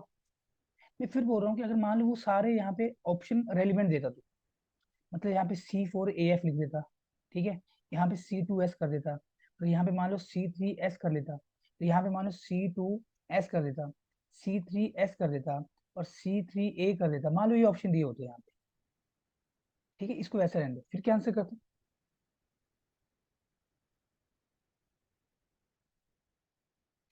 फिर क्या करते? सर फिर भी A. Why A? Sir rate of heat no sir, serial A नहीं लगाए हैं ना, जैसे हम्म। सीरियल नहीं Purified. लगाए हैं जैसे। अच्छा देखो, अगर मान लो ये ऑप्शन होता, अब मैं इस पे कुछ डाटा डिस्कस कर रहा हूँ। अच्छा ठीक की है, वजह से। देखो ना मेरे तक साउंड नहीं आ रही है, मेरे ख्याल से नेटवर्क इशू है आप लोगों के पास, सो प्लीज अब मेरी बात सुनो, मैं क्या बता रहा हूँ। तो पहला जो मेरे पास बोक्स कंपाउंड है, जहां पे हमने बात छोड़ी थी, ले देखिए वहीं से स्टार्ट हो रही है। पहला मेरे पास है C3A। C3 को क्या बोलते हैं? C3A को बोलते हैं try calcium aluminate. Try calcium aluminate. और इसका फॉर्मूला क्या है, आ चुका है पेपर के अंदर भाई, कि कौन सा यहाँ पे केमिकल फॉर्मूला होता है, so please have a look. 3 times of calcium oxide और Al2O3। परसेंटेज के वाइज कह सकते हैं इसको। तो इसका जो वेटेज है वो है, मैं आ रहा हूँ इसके ऊपर। सबसे पहले तो इसका जो नोटेशन है वो है C3A। इसका जो नोटेशन है वो है C3A। Please remember this one, C3A small abbreviation हम यूज कर रहे हैं। और ये 4 से 14% है, 4 से 14%। ठीक है जी। इसे हम क्या बोल रहे हैं, इसे हम सिलाइट बोल रहे हैं, CELITE। This is nothing but the celite. ठीक है जी, this is nothing but the celite. और जैसे आपने वाटर ऐड किया ना, ये 24 घंटे के अंदर, विद इन 24 आवर्स, ये रिएक्ट करना स्टार्ट कर देगा। Within 24 hours after add of water, hydration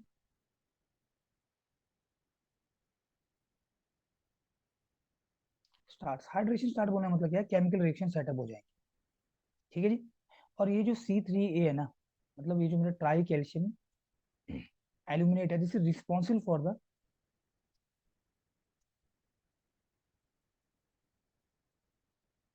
responsible for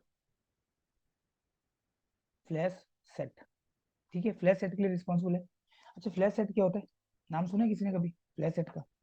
तो फ्लैश सेट क्या होता है ना, हमारा जो सीमेंट पेस्ट है ना, वो गाढ़ा हो जाएगा, या वो आप बोल सकते हो वो एक तरह से स्टिफ हो जाएगा, लेकिन उसके पास कोई स्ट्रेंथ नहीं होगी। स्ट्रेंथ नहीं होगी, उसके पास कोई स्ट्रेंथ नहीं होगी। क्वेश्चन नंबर 3 का data I just want to frame कुछ चीजें मैं यहाँ पे लिखना चाहता हूँ, क्योंकि पेपर में पूछ लेता है आपसे। एक फ्लैश सेट होता है और एक फॉल्स सेट होता है, दो चीजें हैं, और दोनों अलग अलग हैं, सेम नहीं है, both are the different thing. एक है यहाँ पे फ्लैश सेट, फ्लैश मतलब एकदम से सेट हो गया, फ्लैश सेट। फ्लैश सेट क्या होता है, ये हमारा सीमेंट पेस्ट का स्टिफनिंग होता है, स्टिफनिंग ऑफ सीमेंट पेस्ट। और उसके पास कोई ज्यादा स्ट्रेंथ नहीं होगी, विदाउट एनी स्ट्रेंथ। आपको लगेगा कि कंक्रीट सॉरी सीमेंट का जो पेस्ट है ना वो आपका हार्ड हो चुका है, लेकिन जैसे आपने उसके ऊपर कोई मान लो फोर्स लगाया, प्रेशर लगाया, तो एकदम से वहां पे आपका जो भी वे था, मान लो आपने फिंगर से फोर्स लगाया तो उसका इंप्रेशन आपको सरफेस के ऊपर देखने को मिल गया। तो stiffening of the cement paste strength without strength development without strength development, strength नहीं होगी लेकिन वो दिखेगा आपको कि स्टिफ हो चुके हैं। ठीक है, जैसे सेटिंग हो सेट हो जाएगा लेकिन वो उसके पास कोई ऐसी स्ट्रेंथ नहीं होगी। और गौर करने वाली बात है इसके साथ हीट भी रिलीज होती है, विद हीट एवोल्यूशन, हीट बाहर निकलेगी, राइट। इसको हम क्या बोलते हैं, प्री मिच्योरिंग हार्डनिंग भी बोलते हैं। Pre pre mature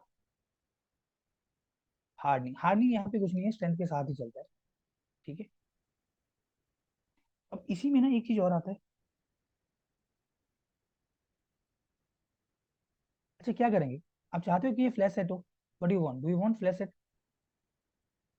do you want No, flash sir. set? We never want flash set. What is we are doing, we are adding gypsum to prevent this flash setting, to reduce the flash setting.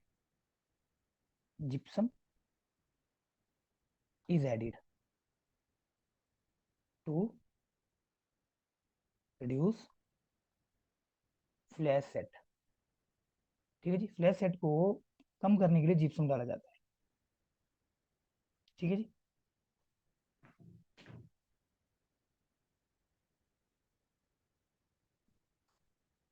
Flash set. Okay, next एक आता है इसमें false set, ये भी है FALSE, false set. तो false set क्या होता है, फॉल्स सेट में यहाँ पे भी आपकी देखो स्टिफनिंग की होती है सीमेंट पेस्ट की। Again this is stiffening of the cement paste, लगभग दोनों चीजें सेम सेम ही है, लेकिन बस डिफरेंस क्या है वो देख लो। स्टिफनिंग ऑफ सीमेंट पेस्ट, इसमें भी कोई ऐसी स्ट्रेंथ नहीं होगी। Stiffening of the cement paste with no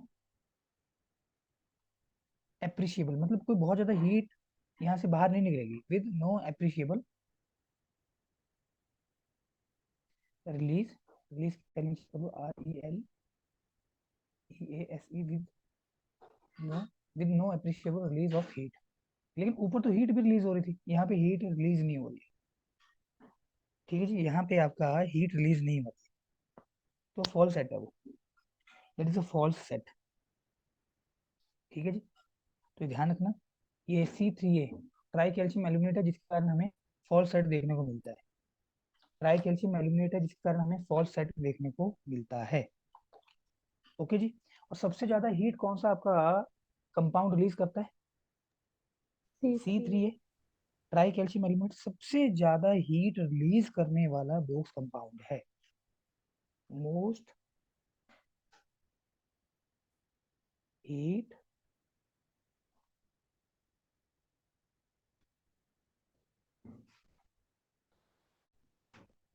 releasing compound.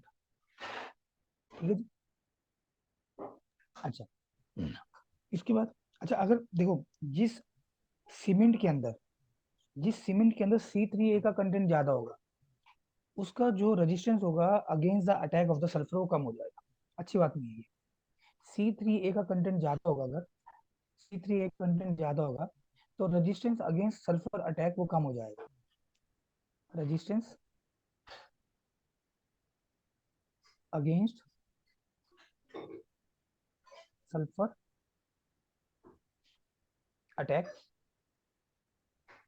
Decrease. Please remember, ये सीधे सीधे ऑब्जेक्टिव के पॉइंट है। ठीक है जी, मतलब आप ये भी बोल सकते हो तो ये जो C3A है ना कोई अच्छा कंपाउंड है फिर हमारे लिए, हार्मफुल कंपाउंड है, फ्लैश सेट इसकी वजह से हो रहा है। ठीक है, और जो हमारा सीमेंट है भाई सल्फर के अटैक के लिए वो इजिली यहाँ पे एक्सेसिबल हो जाएगा, तो बहुत ज्यादा वो रेजिस्टेंस ऑफर नहीं कर पाएगा। मैक्सिमम हीट ही इवॉल्व कर रहा है जब हम उसमें पानी ऐड कर रहे हैं, जिससे क्या होगा, क्रैक आएंगे स्ट्रक्चर के ऊपर, क्रैक आएंगे तो यहाँ पे उसकी स्ट्रेंथ कम होगी, और अगर मेरा कोई वाटर रिटेनिंग स्ट्रक्चर होगा तो डेफिनेटली वाटर एंटर करेगा, तो कोलैप्स ऑफ स्ट्रक्चर भी हो सकता है, फेलियर ऑफ स्ट्रक्चर भी हो सकता है। ध्यान रखना। नेक्स्ट जो मेरे पास है यहाँ पे that is the tetra calcium aluminoferrite. अब इधर जगह है नहीं, यहाँ पे देखो ट्राई कैल्शियम सिलिकेट ऐसे बता दे रहा हूँ फिलहाल तो। ट्राई कैल्शियम सिलिकेट जहां जहां एस आ रहा है ना, एस फॉर सिलिकेट, और ये स्ट्रेंथ प्रोवाइड करने वाला इंग्रेडिएंट है। किसने पीछे पूछा था कि कौन सा कंपाउंड होता है जो बाइंडिंग देता है, तो लगभग आपका सिलिकेट वाला जो कंपाउंड है वो बाइंडिंग देता है। ऑल्दो यहाँ पे जो एल्यूमिना होता है ना, वो भी यहाँ पे बाइंडिंग प्रॉपर्टी को ऑफर करता है क्योंकि क्विक सेटिंग करवा रहा होता है। जब भी हम क्विक सेटिंग सीमेंट की बात करते हैं, we are increasing the percentage of the C3 and C3S and reducing the percentage of the C2S। ठीक है, तो यहाँ पे ये जो C3S C2S है, फिलहाल तो मैं क्वेश्चन के पॉइंट ऑफ व्यू से लिख दे रहा हूँ यहाँ पे। अगर मैं लिखूँ बच्चे C3A ट्राई कैल्शियम एल्यूमिनेट, इसका जो यहाँ पे परसेंटेज वेटेज है वो है 4 से 14%। ठीक है जी। अच्छा, अगर मैं बात करूँ ट्राई कैल्शियम सिलिकेट की, C3S की बेस्ट सीमेंटिंग मटेरियल बोला गया इसको अवार्ड मिला उसके लिए, बेस्ट सीमेंटिंग के लिए। तो इसका जो वैल्यू होता है, मतलब सबसे ज्यादा यही होता है 45 से 65% के बीच में। तो अब ये भी हो सकता है, अगर मान लो कि यहाँ पे कुछ और भी ऑप्शन होते हैं, जैसे मैंने रेड से फ्रेम कर दिए तो बिल्कुल सही फॉर्मेशन है, तो मैं यहाँ पे बाई क्वांटिटी फिर आंसर कर रहा होता है, किसकी सबसे ज्यादा है, फिर कम किसकी है, फिर सबसे कम किसकी है। ठीक है जी। इसके बाद मेरे पास क्या होता है, डाई कैल्शियम सिलिकेट होता है C2S होता है डाई कैल्शियम सिलिकेट। और C2S जो होता है वो आपका लगभग 15 से 35% होता है, 15 to 35%। ठीक है, तो मैं इस क्वेश्चन का जो आंसर करता हूँ ना, वो मैं यहाँ पे परसेंटेज की बिहाफ पे करना चाहूंगा। I just want to go with respect to the percentage. ठीक है, तो मैं C3S को डिस्कस कर लेता हूँ पहले। C3S होता है ट्राई कैल्शियम सिलिकेट। C3S क्या है, C3S है try calcium silicate. Question number 3 का डाटा मैं आगे फ्रेम कर रहा हूँ सोल्यूशन वाले पार्ट में। कोई सी चीज यहाँ पे रिपीट करनी हो, कोई सा स्टेप रिपीट करना हो। अच्छा, नेक्स्ट क्लास कितने बजे है? 9 बजे से। चलिए ठीक है। आज सॉइल स्टार्ट हो रहा है क्या? कितनी बजे है सॉइल? नहीं सर, सर्वे का लास्ट क्लास है। ठीक है, सर्वे की लास्ट क्लास है। ठीक है, कल तो एक होगा काम सर। करते हैं। ठीक है, तो मैं यहीं पे एंड करता हूँ, और कोशिश करो अब आप सीमेंट को थोड़ा गो थ्रू कर लो, and onward tomorrow we will increase the speed. ठीक है, और क्वेश्चंस ही करेंगे, और मैं थोड़ा स्पीड बढ़ा दूंगा फिर। फर्स्ट क्लास ठीक था है। माइक्रो मॉड्यूल का, that's why I keep the pace little low. ठीक है, ठीक है लेकिन सर। डिस्कस हम करेंगे क्वेश्चन के साथ, उसके डिटेल भी हम डिस्कस करेंगे, तो इसके लिए आपकी भी रिक्वायरमेंट है कि आप बेसिक जरूर गो थ्रू करें।